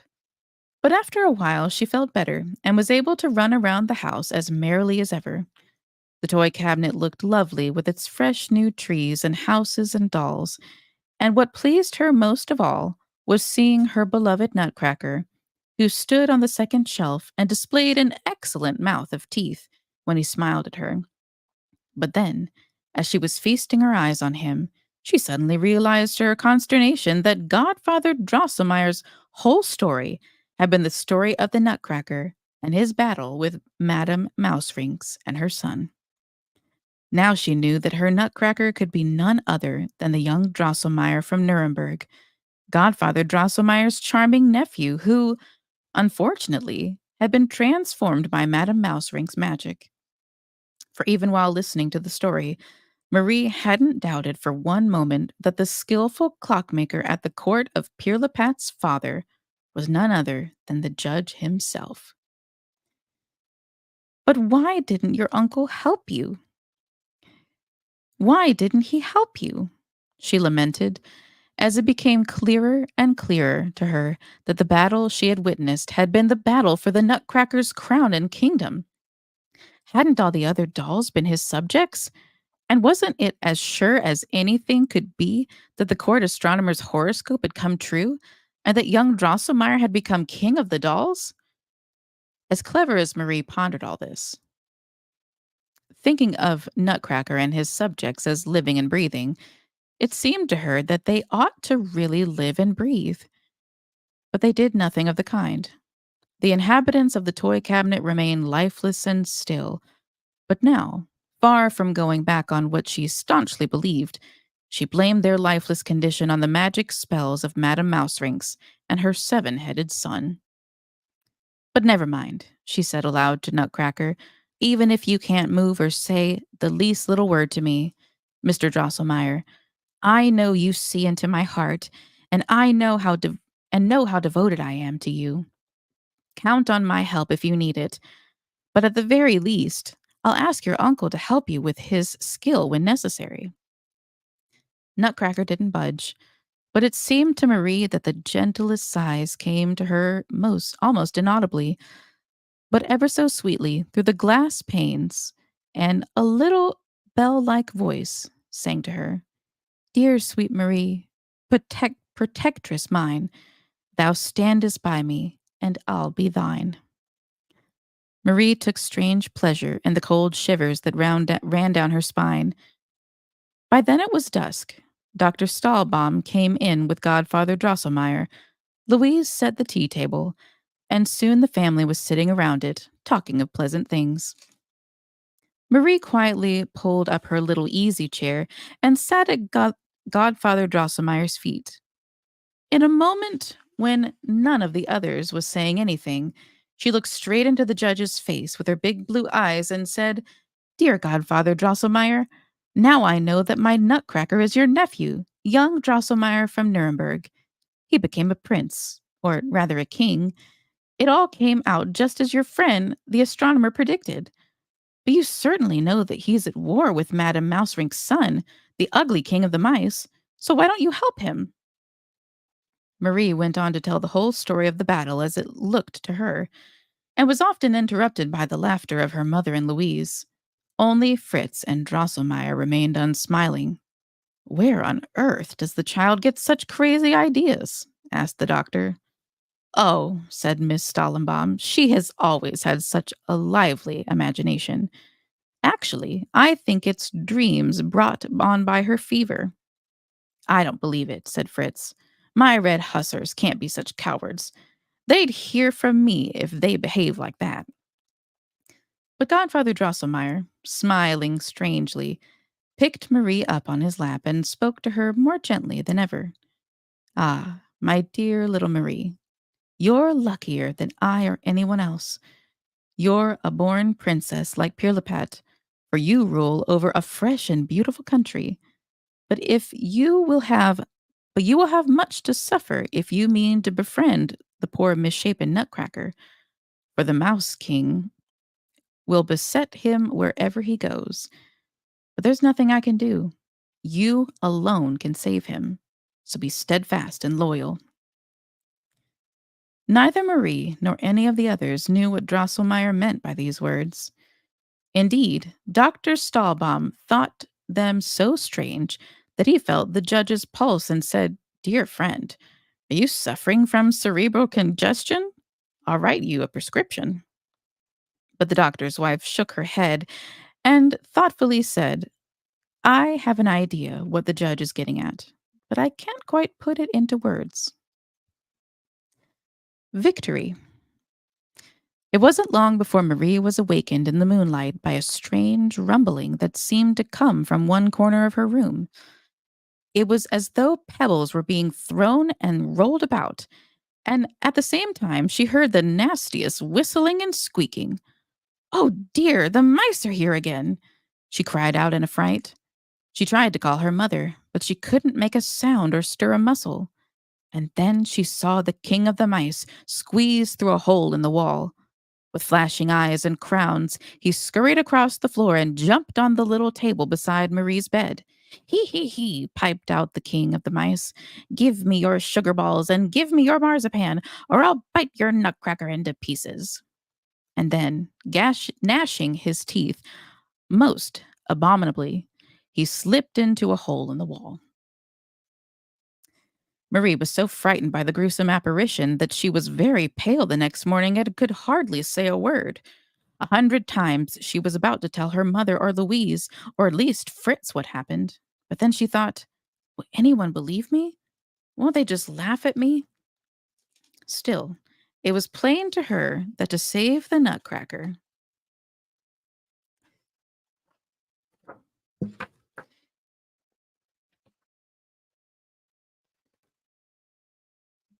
sorry, to save the Nutcracker, she would have to sacrifice her sugar balls and marzipan. So that night, she put her whole supply of these delicacies at the foot of the toy cabinet. Next morning, her mother said, "I can't understand how all those mice would get into our living room. Look, my poor Marie, they've eaten up all your sweets." We've got Mouse King.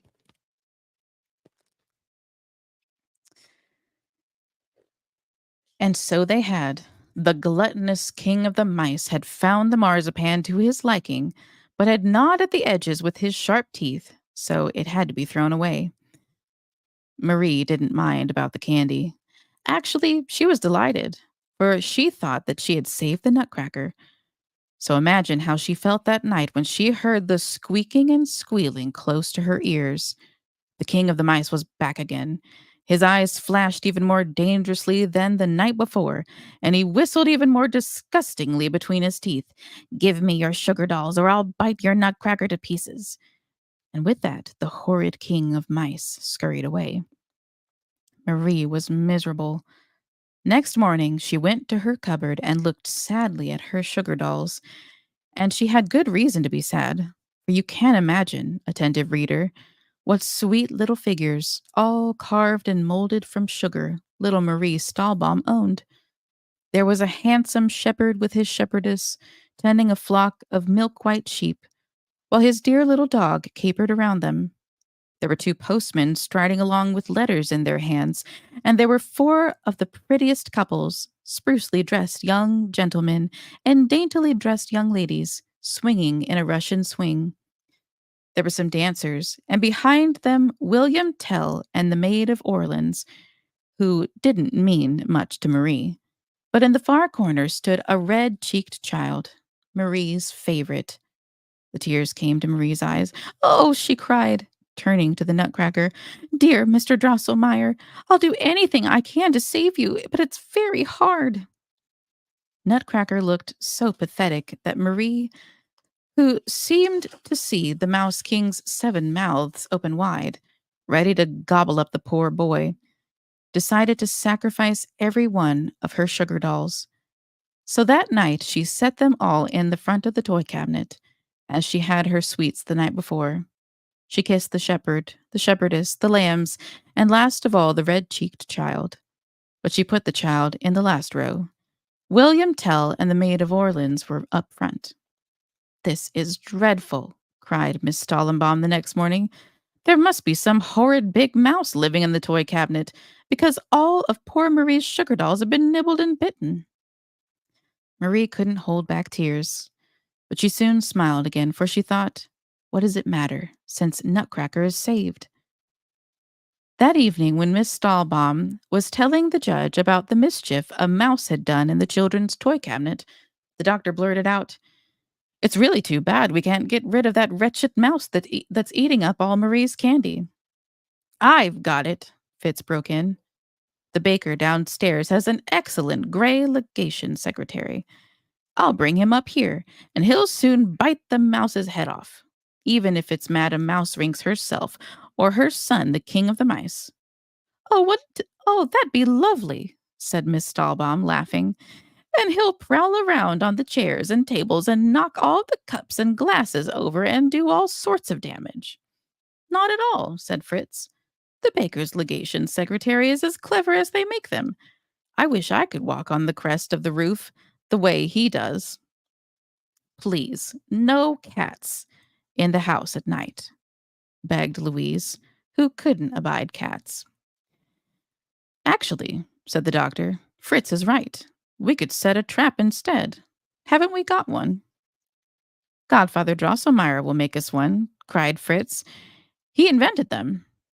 All laughed, and when Miss Stahlbaum informed them that there was none in the house, the judge said he had several, and within the hour he had an excellent mousetrap brought from his own home. Fritz and Mary had their heads full of the judge's story about the hard nut. When Dora the cook was browning the fat, Marie trembled, and her mind filled with the story and its marvels. She said to Dora, whom she had known for years, "Oh, your Majesty, beware of Madame Mouserings and her family." Fritz drew his sword and cried, "Let them come. I'll give them more than they bargained for." But all remained quiet under the stove and on top of it. As the judge was fastening the fat to a thin wire and ever so quietly putting the trap down next to the toy cabinet, Fitz cried out, "Take care, Godfather Clockmaker, that Mouse King doesn't play some trick on you." Oh, what a time Marie had that night. Something ice cold scurried about on her arm. Something rough and disgusting lay on her cheek and piped and squeaked in her ear. The horrid king of mice sat down on her shoulder. Blood-red foam poured from all 7 of his mouths, and gnashing and grinding his teeth, he piped and squeaked in her ear. "Hiss, hiss, hiss! Stay away from that house. Mustn't get caught. Oh, precious mouse, you'll have to miss the feast. Give us your picture books. Give us your little dress, or you'll have no peace. Nutcracker will be eaten alive. Hee hee, pee pee, squeak." Marie was beside herself with anguish. The next morning she was pale and distraught when her mother said, "That nasty mouse hasn't been caught." But believing that Marie was upset about her sweets and afraid of the mouse, her mother added, "Don't worry, child. We'll get rid of that wicked mouse. If the traps don't help, Fritz can bring in his gray legation secretary, the cat." No sooner Marie alone in the parlor than she went to the toy cabinet and sobbing said to Nutcracker, "Oh dear, Mr. Drosselmeyer, what can I do for you? Poor unhappy child that I am. If I give that horrid Mouse King all my picture books and even the beautiful dress the Christ child brought me, he'll just keep asking for more. I won't have any left. And instead of you, he'll want to bite me to pieces. Oh, poor me, what shall I do?" While thus weeping and lamenting, Marie noticed a big blood stain on Nutcracker's neck. There had it had been there since the eventful night. Now that she knew that her Nutcracker really was young Drosselmeyer, the judge's nephew, she no longer carried him about in her arms and had given up kissing and fondling him. Indeed, she felt rather shy about touching him altogether. Today, however, she took him carefully out of the cabinet and began to rub off the bloodstain with her handkerchief. Imagine how she felt when she suddenly noticed that Nutcracker was growing warmer in her hand and starting to move. Quickly, she put him back on his shelf, and then his lips stirred and said in a strained whisper, "Oh dear, Mistress Solemnbaum, honored friend, I already owe you so much. You mustn't sacrifice your picture books or your little Christmas dresses on my account. Just give me a sword. A sword is all I need. I can manage the rest, even if he." At his words, at that, his words ebbed away, and his eyes, which had been alive with the most fervid melancholy, became fixed and dead. Marie felt no fear. On the contrary, she danced for joy, for now she knew a way of saving Nutcracker without any more painful sacrifices. But where was she to find the little fellow a sword?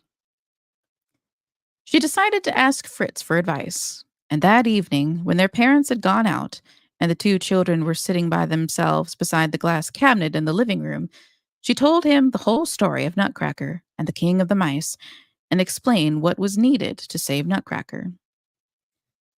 What upset Fritz the most was hearing from Marie's lips that his hussars had given such a poor account of themselves in the battle. He asked her in dead earnest if that was true. Then she gave him her word that it was. Sorry. He went straight to the cabinet and treated his hussars to a stirring harangue. To punish them for their cowardice, he cut the insignia off their caps one by one and forbade their band to play the Hussars' March for exactly 1 year. After thus discharging his disciplinary duties, he finally turned to Marie. "I can get Nutcracker a sword," he said, "because only yesterday I pensioned off an old colonel to the Chris Razors. He won't be needing his fine, sharp sword any more." The colonel in question was living on his pension in the hindmost quarter of the third shelf.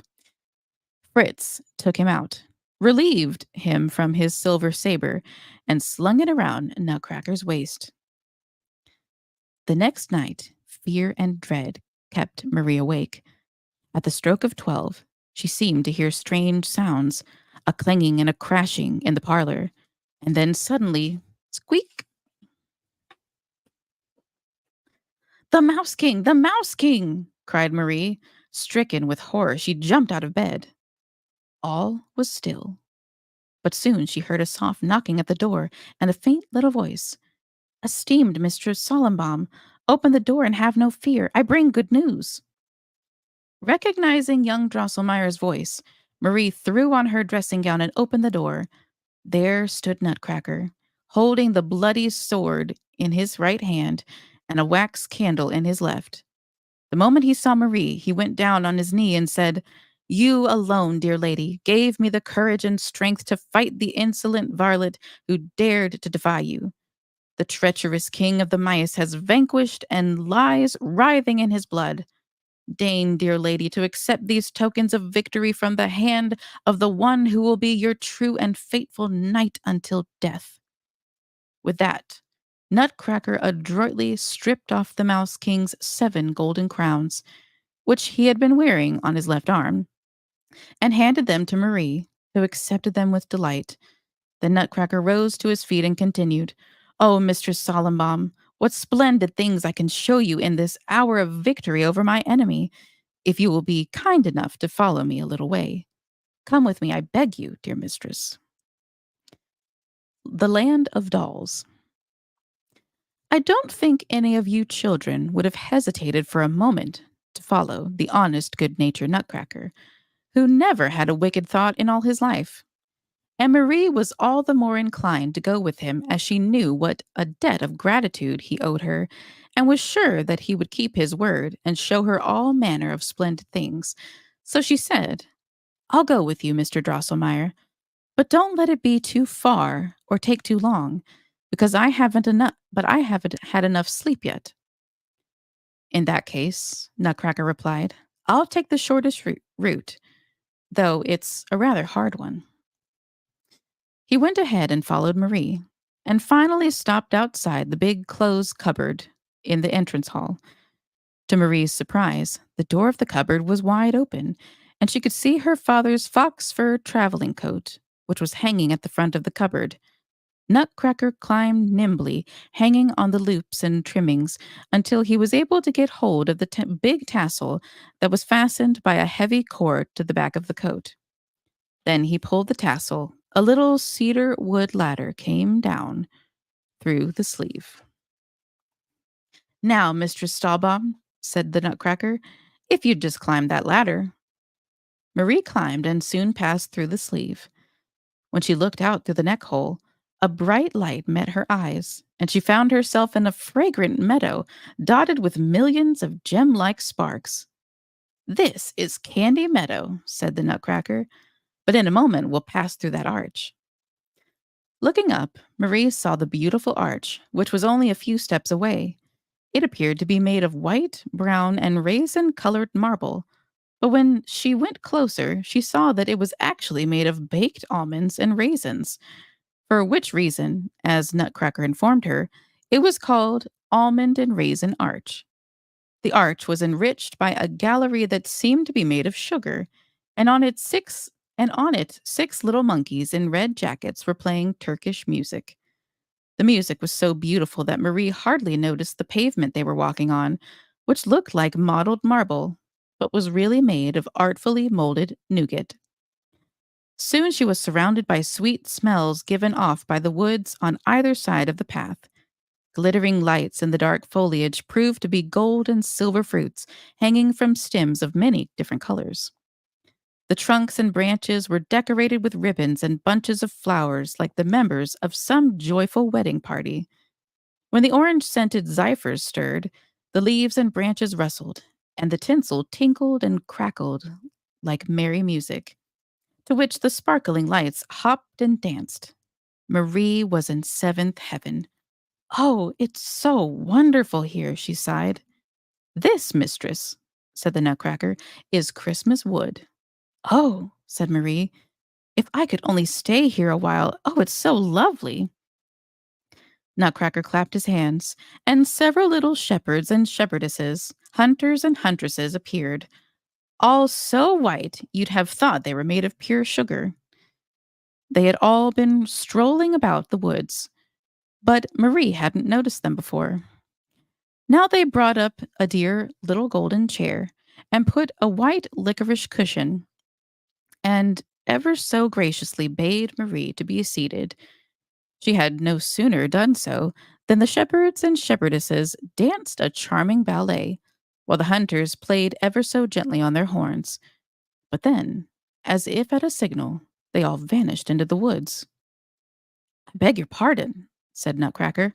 "I humbly beg your pardon, dear Mistress Stahlbaum, that the ballet should have ended so wretchedly. But you see, these performers are all members of our mechanical ballet, so they can only do the same thing over and over again. And if the hunters played so sleepily and feebly, there are reasons for that too. It's true that the candy basket hangs right over their noses on Christmas trees, but a little too high, a little too high. But suppose we go on a little way?" "I thought it was all perfectly lovely," said Marie, getting up and following the Nutcracker. They skirted a gently whispering brook, which seemed to be the source of all the delightful smells and woods were full of. "This is Orange Brook," said Nutcracker. "It smells good, but it's not nearly as big and beautiful as Lemonade River. They both empty into Almond Milk Lake." And indeed, Marie soon heard a louder gurgling and splashing, and saw the broad Lemonade River flowing in great biscuit color waves between the banks covered with bushes that glittered like rubies. It gave off a cooling freshness that strengthened heart and lungs. Not far away, a dark yellow stream dragged itself sluggishly along, but the scent it gave off was uncommonly sweet. Beautiful children were sitting on its banks, fishing for plump little fishes, which they ate the moment they caught them. When she came closer, Marie noticed that the fishes looked like hazelnuts. A little way downstream, there was a sweet little village. Houses, church, parsonage, barn, all were dark brown, but roofed with gold. And many of the walls looked as if the mortar had been studded with shelled almonds and candied lemon peel. That's Gingerbread City, said the Nutcracker. It's on Honey River. The inhabitants are beautiful, but most are dreadfully cranky because they have awful toothaches. So we won't stop there now. Just then, Marie caught sight of a town made up of vari-colored, transparent houses. When they reached it, Marie heard a merry hubbub and saw thousands of lovely little people unloading heavy wagons that were drawn up in the marketplace. What they hauled from the wagons looked like colored paper and chocolate bars. This is Candy Town, said Nutcracker. A shipment has just arrived from Paperland and the King of Chocolate. The poor Candy Towners have received threatening messages from the Prince of Mosquitoes, so now they're covering their houses with special paper and building fortifications with the finely wrought tablets sent by the King of Chocolate. But, dear Mistress Solemnbaum, we can't visit every small town and village in this country. The capital is the place. On to the capital. Nutcracker hurried ahead, and Marie, bursting with curiosity, followed. Soon the air was filled with the scent of roses, and everything seemed covered with a soft roseate glow, reflected, as Marie could see, from a red rose stream. Soon, silvery rose waters lapped and gurgled most musically. Gradually, the stream widened and became a lake with silvery white swans floating on it. They wore gold necklaces and vied with one another in singing the prettiest songs, while diamond fish leaped in and out of the rosy waters in a merry dance. "Oh," cried Marie in delight, "this is the lake Godfather Drosselmeyer was going to make for me, and I'm the little girl who was going on to pat the swans." Nutcracker smiled as though she had said something foolish. "Uncle would never make a lake," he said. "You yourself would be much more likely to. But instead of worrying our heads over that, let's sail across this rosy lake to the capital."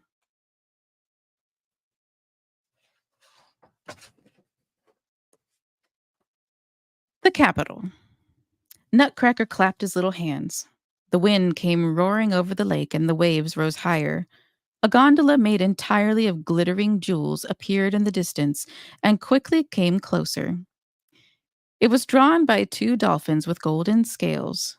12 dear little Moors with caps and little aprons woven of gleaming hummingbird feathers leaped ashore and carried first Marie, then Nutcracker to the gondola, which quickly started off again. Got our gondola here.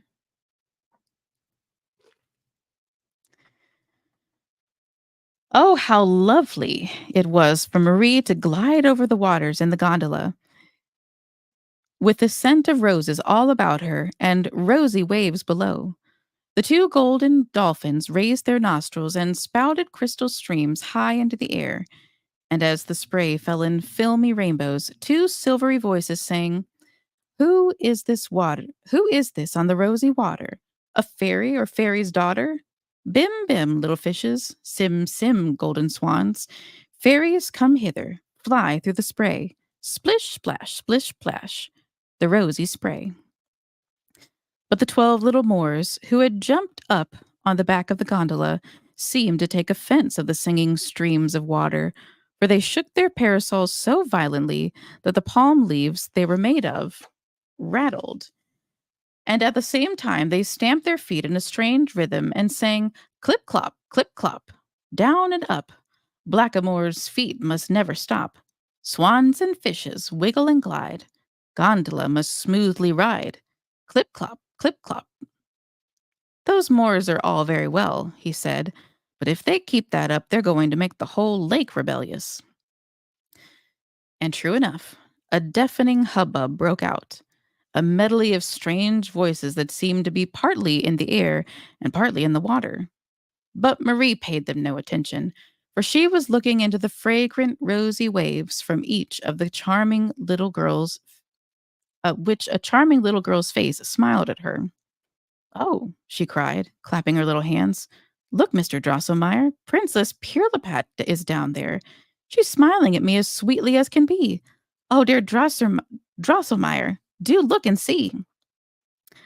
But Nutcracker sighed almost sorrowfully and said, "Dear Mistress Stahlbaum, that's not Princess Pirlipat.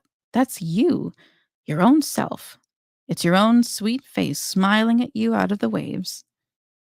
At that, Marie raised her head, closed her eyes tight, and felt ashamed.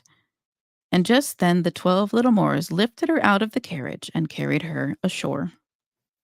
She found herself in a small thicket that was almost more beautiful than the Christmas wood. Everything in it sparkled and glittered. But most wonderful of all were the strange, wondrously colored fruits, which gave off a delicious fragrance.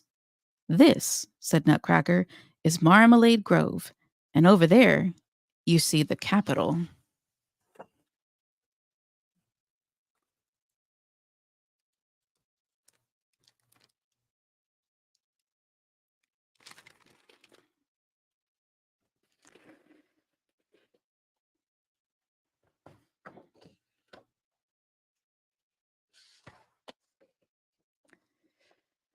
Lots of pictures of the Capitol.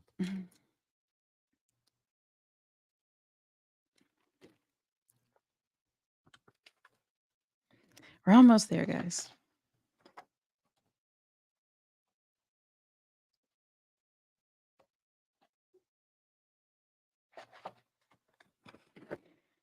And what did Marie see?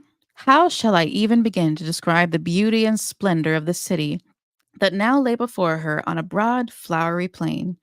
Not only were the walls and towers of the most magnificent colors, but the shapes of the buildings were like nothing else on earth. For instead of roofs, the houses wore delicately plated crowns, and the towers were wreathed in vari-colored foliage. As the two of them emerged from the city gateway, which looked as if it had been made of macaroons and candied fruit, silver soldiers presented arms, and a little man in a brocade dressing gown threw his arms around Nutcracker and said, "Welcome, noble prince, welcome to Candytown." Marie was not a little surprised that so very distinguished a person should recognize Drosselmeyer as a prince. But then she heard so many fine little voices clamoring all at once, such rejoicing and laughter, such singing and playing, that she forgot everything else, and she had to ask Nutcracker what it all meant. "Oh, most honored Mistress Stahlbaum," Nutcracker replied, "there's nothing unusual about it. Candytown is a big, bustling city. It's like this every day. Let's go on just a little farther." They had taken only a few steps when they came to the large marketplace that was most amazing to behold. The houses around it were all made of sugar filigree. There were whole tiers of arcades, and in the middle stood an obelisk of cake with white icing, around which four beautifully carved fountains spouted orangeade, lemonade, and other sweet, tasty drinks, and the basin was full of custard that you might have eaten with a spoon. But prettiest of all were the delightful little people, thousands of whom came thronging together from all sides, laughing and singing and joking. In short, the merry hubbub that Marie had heard in the distance. There were beautifully dressed ladies and gentlemen. There were Armenians and Greeks, Jews and Trollians, officers and common soldiers, clergymen, preachers, and shepherds and clowns, as many different kinds of people as there are in the world. On one corner, the tumult was wider than elsewhere. People were scattering in a panic because Grand Mogul was being carried past in a litter escorted by 93 grandees of the empire and 700 slaves. But it so happened that on the next corner, 500 members of the Fishermen's Guild were putting on their annual parade.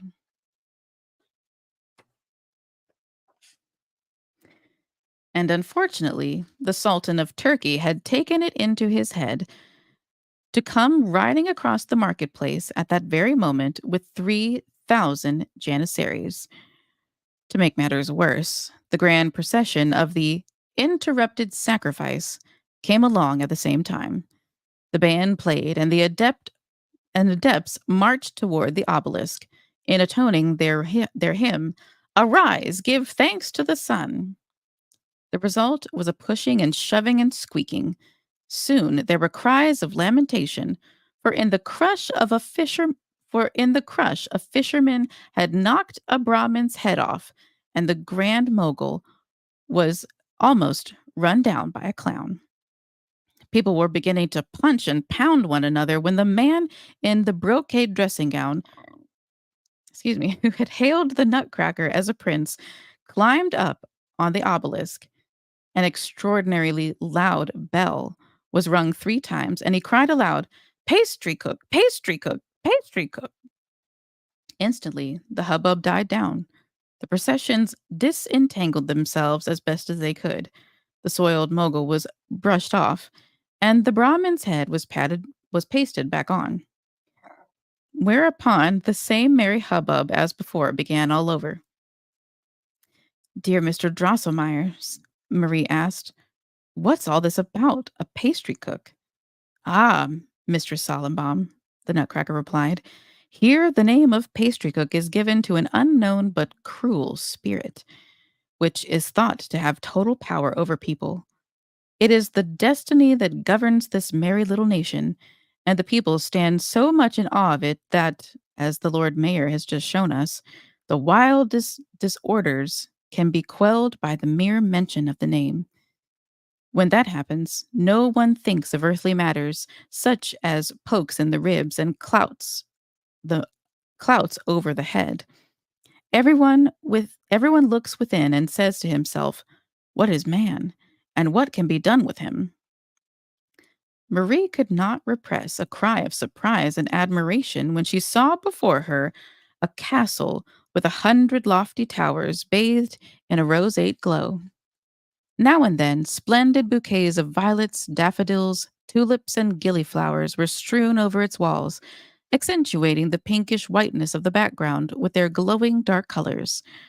The gigantic dome of the central building and the pyramidal roofs of the towers were sprinkled with thousands of gold and silver stars. "This," said Nutcracker, "is Marzipan Castle."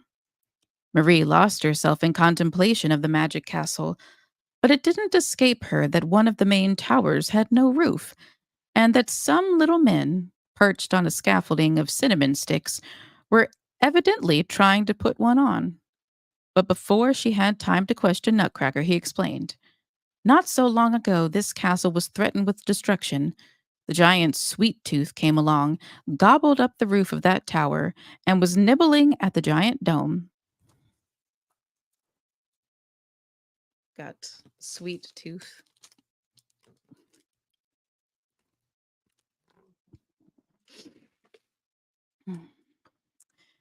The citizens of Candytown bought him off by offering him a whole precinct of the city and a considerable part of Marmalade Grove. The giant accepted the offer, gorged himself, and went on his way. At that moment, soft music was heard. The gates of the castle opened, and out stepped 12 pages holding lighted clove sticks as torches. Their heads were pearls, their bodies rubies and emeralds, and they tripped along on beautifully worked little feet of pure gold. After them came 4 ladies almost as big as Marie's Clara, but so richly and splendidly attired that Marie knew they could only be princesses. After embracing Nutcracker tenderly, they cried out, "Oh, my prince! My beloved prince! Oh, my brother!" Nutcracker seemed deeply moved. He wiped floods of tears from his eyes, took hold of Marie's hand, and said with great feeling, "This is Mistress Marie Stallenbaum, the daughter of the eminent physician. She saved my life. If she hadn't thrown her slipper at the right time, if she hadn't outfitted me with the pension colonel's sword, I'd be lying in my grave, bitten to pieces by the abominable king of the mice. Tell me now, can Pirlipat, though a true princess, hold a candle to Mistress Stallenbaum for true beauty, kindness, and virtue? No, I say she cannot." All the ladies exclaimed, "No!" and fell on Marie's neck, gasping through their sobs. "O noble savior, our beloved princely brother, excellent Mistress Stallenbaum!" The ladies led Marie and Nutcracker to an inner room, whose walls were made of sparkling colored crystal. But what Marie liked best about the place were the dear little chairs, tables, bureaus, writing desks, and so on, all made of cedar or Brazil wood strewn with golden flowers. The princesses bade Marie and Nutcracker be seated and announced their intention of preparing a meal with their own hands. First, they set out lots of little dishes and bowls of the finest Japanese porcelain, and plenty of spoons, knives, forks, graters, casseroles, and other kitchenware, all of gold and silver. Then they brought in the most wonderful fruit and candy Marie had ever seen, and began with their little snow white hands to squeeze the fruit, crush the spices, and grate the sugared almonds. In short, they did all they could to show Marie what first rate cooks they were, and what splendid meal she could look forward to. Knowing that she, too, was well versed in such matters, she secretly wished that she could be allowed to give the princesses a hand. As though reading Marie's mind, the most beautiful of Nutcracker's sisters handed her a little golden mortar, saying, "Dear sweet friend, who saved our brother's life, would you care to pound some of this rock candy?" While Marie pounded the rock candy, so cheerfully that the mortar murmured like a kind of song, Nutcracker related slowly and at great length the story of the cruel war between the Mouse King's army and his own, how the cowardice of his troops had brought about his defeat, how the hideous king of the mice had been on the point of biting him to pieces, and Marie had been obliged to sacrifice a good many of his subjects who were in her service, etc. As Marie listened to his story, it seemed to her that his words and even the strokes of her pestle sounded more and more faint and distant. Soon she saw silvery mists, which seemed to rise up and engulf the princesses, the pages, Nutcracker, and herself. She heard a strange singing and whirring and buzzing, which ebbed away in the distance.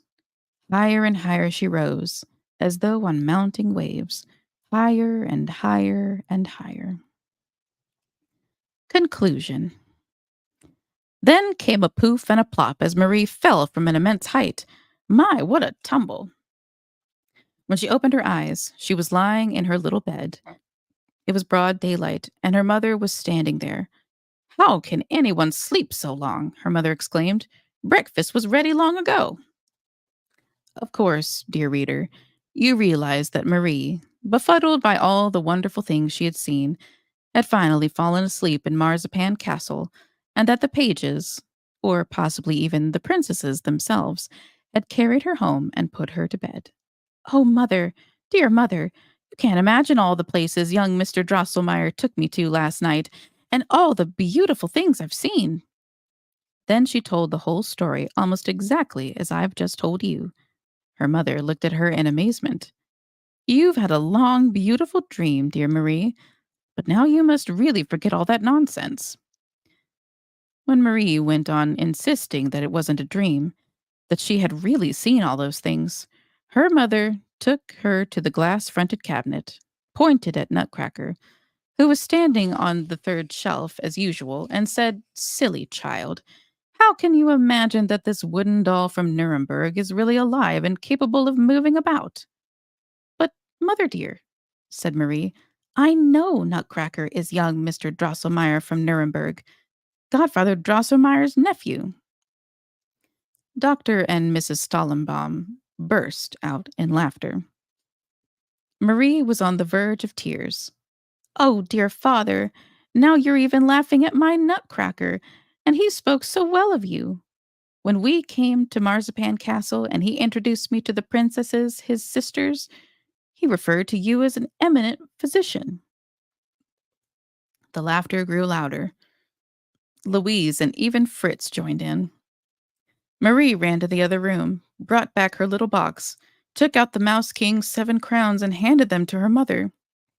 Look, mother, these are the Mouse King's 7 crowns which young Mr. Drosselmeyer gave me last night in token of his victory. Mr. Stallenbaum looked in amazement at the 7 crowns, which were made of some sparkling metal, worked more skillfully than seemed possible for human hands. When the doctor, too, had feasted his eyes on the little crowns, both father and mother urged Marie to tell them where they had come from.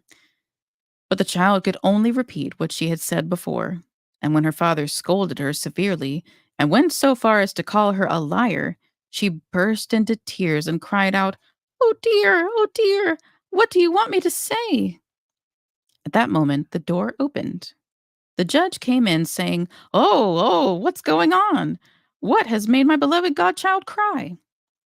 The doctor told him the whole story and showed him the little crowns. The judge took one look at them and said, "Stuff and nonsense, stuff and nonsense. These are the little crowns I used to wear on my watch chain. I gave them to Marie for her 2nd birthday. Don't you remember?" Neither Doctor nor Mrs. Stahlbaum remembered a thing. But when Marie saw her parents smiling again, she took courage and ran up to Godfather Drosselmeyer and said, "You know everything, Godfather Drosselmeyer. Won't you please tell them that my Nutcracker is your nephew, young Mr. Drosselmeyer from Nuremberg, and that he gave me these little crowns?" But the judge made a stern face and muttered, "Stuff and nonsense." And Dr. Stallenbaum looked severely at his daughter and said, "Look here, Marie.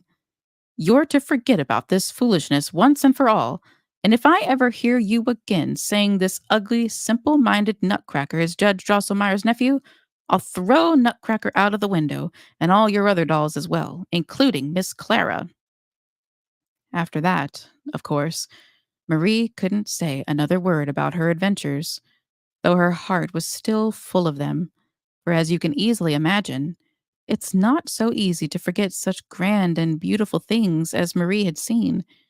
Even, esteemed reader or listener, Fritz, even your friend Fritz Stahlbaum turned his back on his sister Marie whenever she began to tell him about the wonderful country where she had been so happy. He is even said to have muttered once or twice between his teeth, "Silly goose." In view of his usual good nature, I find this hard to believe.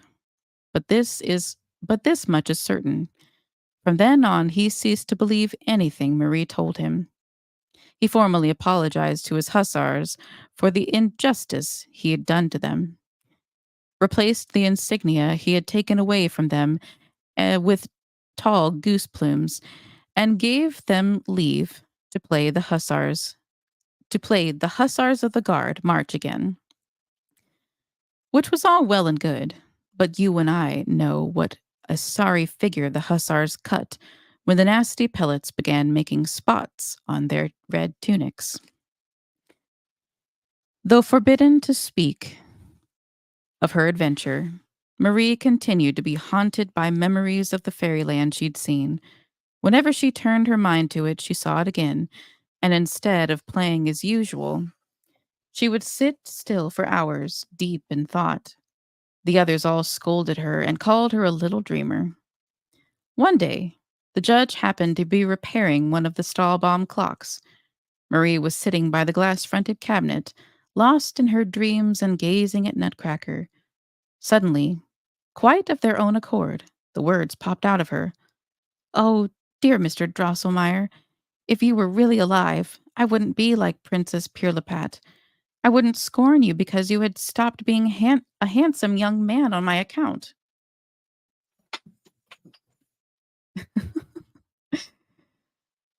On that, the judge exploded. "Stuff and nonsense." But in the same moment, there was such a bang and jostle that Marie fell in a faint from her chair. When she came to, her mother was watching her and said, "How can a big girl like you fall off her chair like that? The judge's nephew from Nuremberg is here, so be on your good behavior." Marie looked up. The judge had put his glass wig and yellow coat back on and was smiling happily.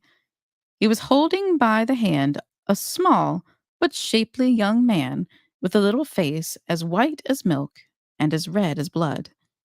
He was wearing a magnificent red coat trimmed with gold, and white silk stockings and slippers, and amidst the ruffle of his shirt he was carrying a charming bouquet. He was elegantly curled and powdered, and had a splendid pigtail hanging down behind. The little sword at his side sparkled as if it were made all of jewels, and the little hat under his arm was woven of silk fibers. The young man had charming manners, which he displayed by bringing Marie all sorts of lovely toys, figures of the finest marzipan, including those that the king of the mice had bitten into pieces, and a beautiful saber for Fritz. At the table, he obligingly cracked nuts for the whole company. Even the hardest could not resist him. With his right hand, he put them in his mouth. With his left, he pulled his pigtail, and crack! The shell broke into pieces. Marie turned as red as a beet when she saw the young man, and she turned even redder after dinner when young Drosselmeyer asked her to go with him to the glass cabinet in the parlor. "Go and play, children," said the judge. "Now that my clocks are telling the right time, I have no objection." No sooner was young Drosselmeyer alone with Marie than he went down on one knee and said, "Oh, my precious Miss Stahlbaum, you see that at your feet the happiest of men, whose life you saved upon this very spot. You were kind enough to say that you would not scorn me as that nasty Princess Pirlipat did for becoming ugly on your account. In that instant, I ceased to be a lowly nutcracker and regained my former, not unpleasant aspect. Oh, precious Miss Stahlbaum, favor me with your hand, share my crown and kingdom with me, reign with me over Marzipan Castle, for I am king there now." Marie raised the young man to his feet and said softly, "Dear Mr. Drosselmeyer, you are a good, kind gentleman, and since in addition you rule over a charming country full of pretty and amusing people, I accept you as my betrothed." So then Marie was engaged to Drosselmeyer. In a year and a day, he called for her in a gold carriage drawn by silver horses. At the wedding, 22,000 of the most brilliant figures adorned with pearls and diamonds danced, and Marie was believed to be still the queen of a country where sparkling Christmas woods, transparent marzipan castles, in short, the most wonderful things, can be seen if you have the right sort of eyes for it. And that's the story of the Nutcracker and the King of the Mice. Oh my goodness. A real close up of the Nutcracker's face. All right. I know that was a long one, guys. Thanks for sticking in with me. But yeah, thanks for hanging out. Attack on Titan vibes, yeah.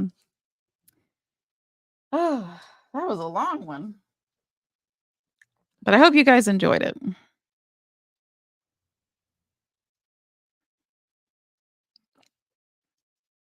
The Nutcracker is the original Toy Story.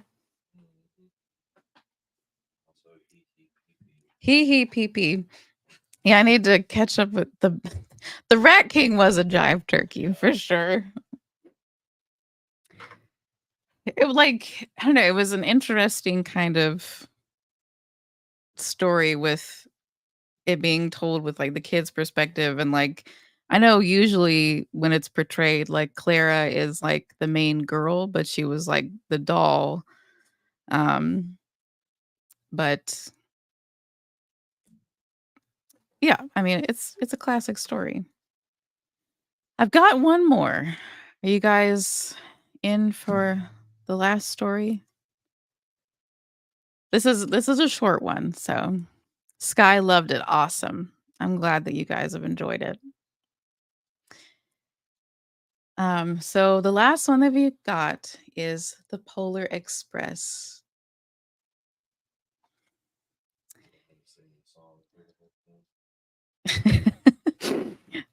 Zach and I have been joking about uh, the Polar Express and like in the movie when Tom Hanks' characters like they're doing the hot chocolate and we've just been going around the house and going hot chocolate.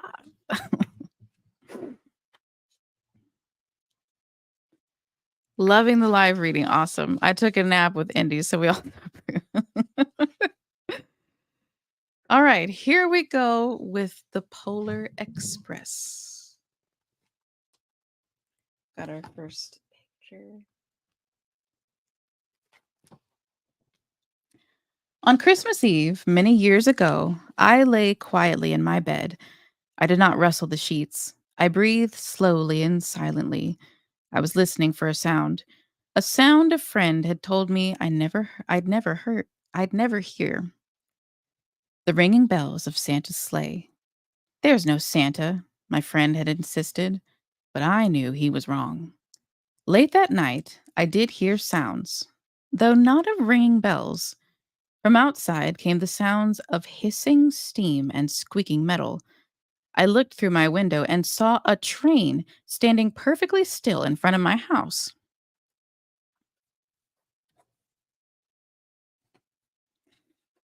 Our train.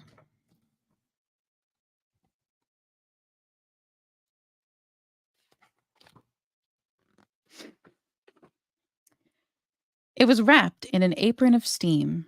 Snowflakes fell lightly around it. A conductor stood at the open door of one of the cars. He took a large pocket watch from his vest, then looked up at my window. I put on my slippers and robe. I tiptoed down the stairs and out the door. All aboard, said the conductor. I ran up to him. Well, he said, are you coming? Where? I asked. Why, to the North Pole, of course, was his answer. This is the Polar Express.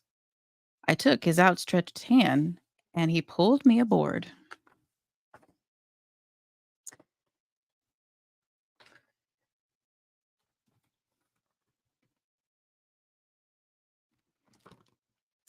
The train was filled with other children, all in their pajamas and nightgowns.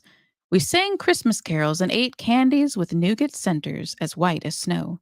We drank hot cocoa as thick and rich as melted chocolate bars. Outside, the lights of the towns and villages flickered in the distance as the Polar Express raced north.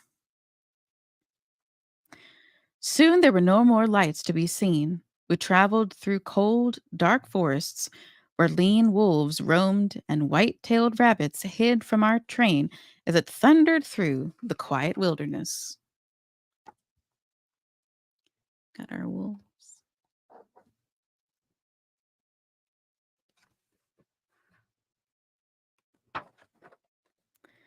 We climbed the mountain so high it seemed as if we would scrape the moon. But the Polar Express never slowed down.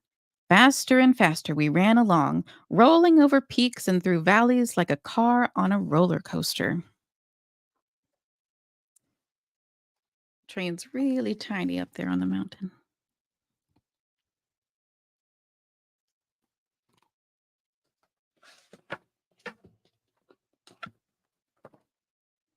The mountains turned into hills, and the hills to snow covered plains.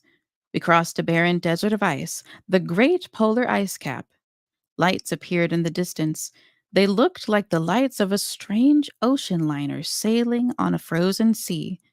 There, said the conductor, is the North Pole.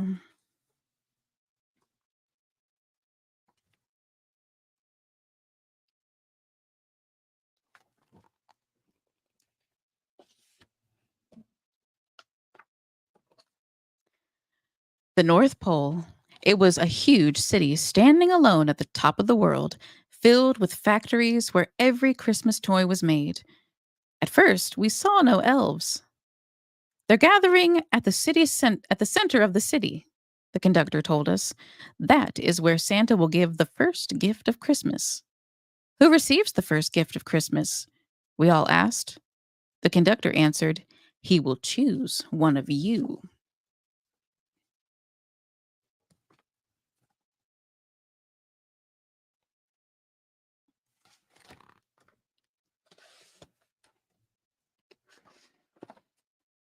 Look, shouted one of the children, the elves! Outside, we saw hundreds of elves. As our train drew closer to the center of the North Pole, we slowed to a crawl. So crowded were the streets with Santa's helpers. When the Polar Express could go no farther, we stopped, and the conductor let us outside. Buildings of the North Pole.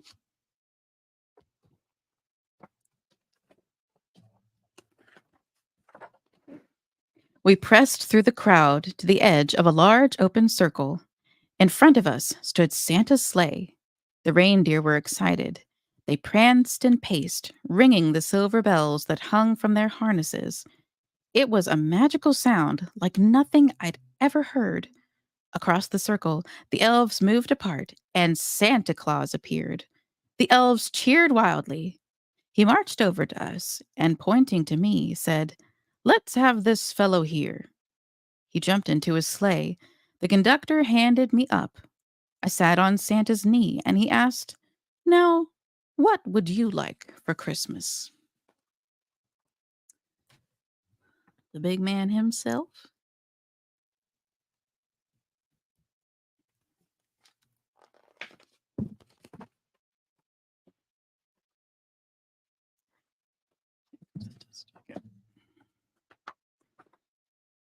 I knew that I could have any gift I could imagine, but the thing I wanted most for Christmas was not inside Santa's giant bag.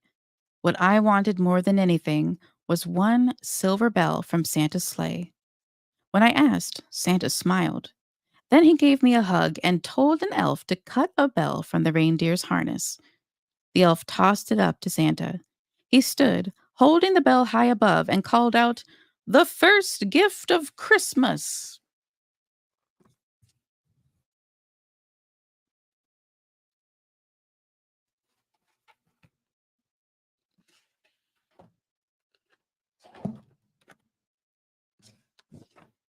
A clock struck midnight as the elves roared their approval.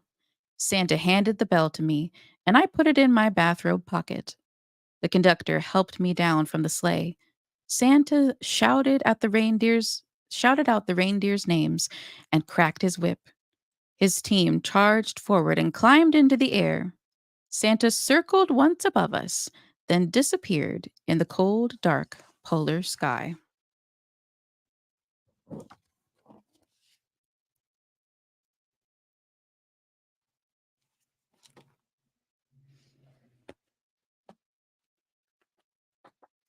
As soon as we were back inside the Polar Express, the other children asked to see the bell. I reached into my pocket, but the only thing I felt was a hole. I had lost the silver bell from Santa Claus's sleigh.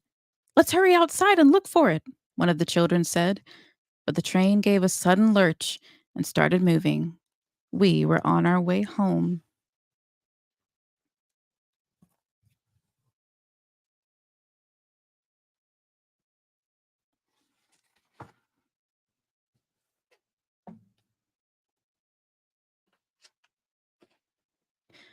On Christmas morning, it broke my heart to lose the bell. When the train reached my house, I sadly left the other children. I stood at my doorway and waved goodbye. The conductor said something from the moving train, but I couldn't hear him. "What?" I yelled out. He cupped his hands around his mouth and yelled, "Merry Christmas!" he shouted. The Polar Express let out a loud blast from its whistle and sped away.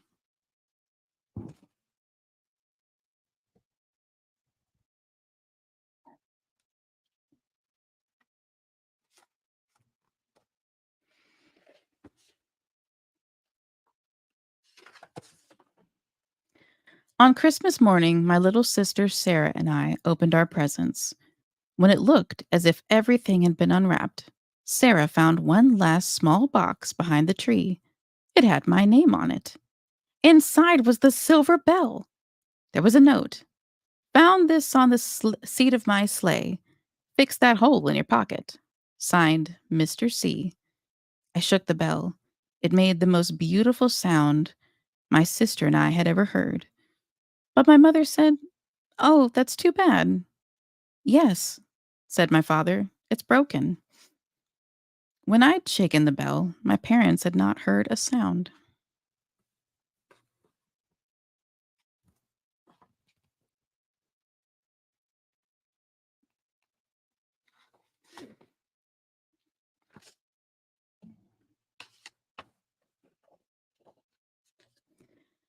At one time, most of my friends could hear the bell, but as the years passed, it fell silent for all of them.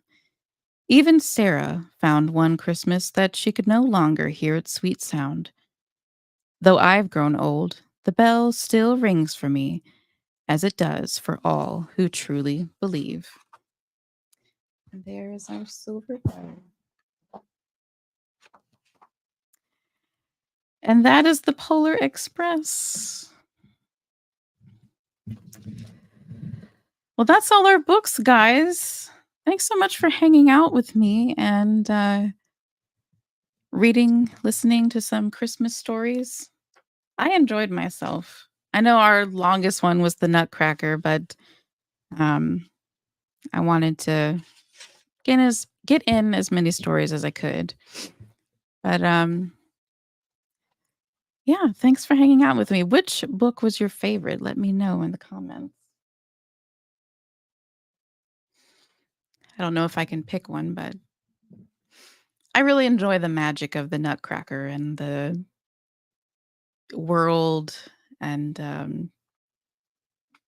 don't know, just the imagination that is behind it. But let me know what your favorite. Whoop whoop, the Grinch is always my favorite. Grinch is a great story. But I hope that you guys enjoyed this and that my reading was sufficient.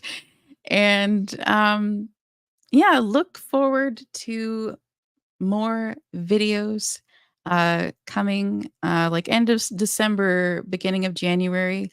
I plan on doing my like top reads of the year and what I read in the month of December.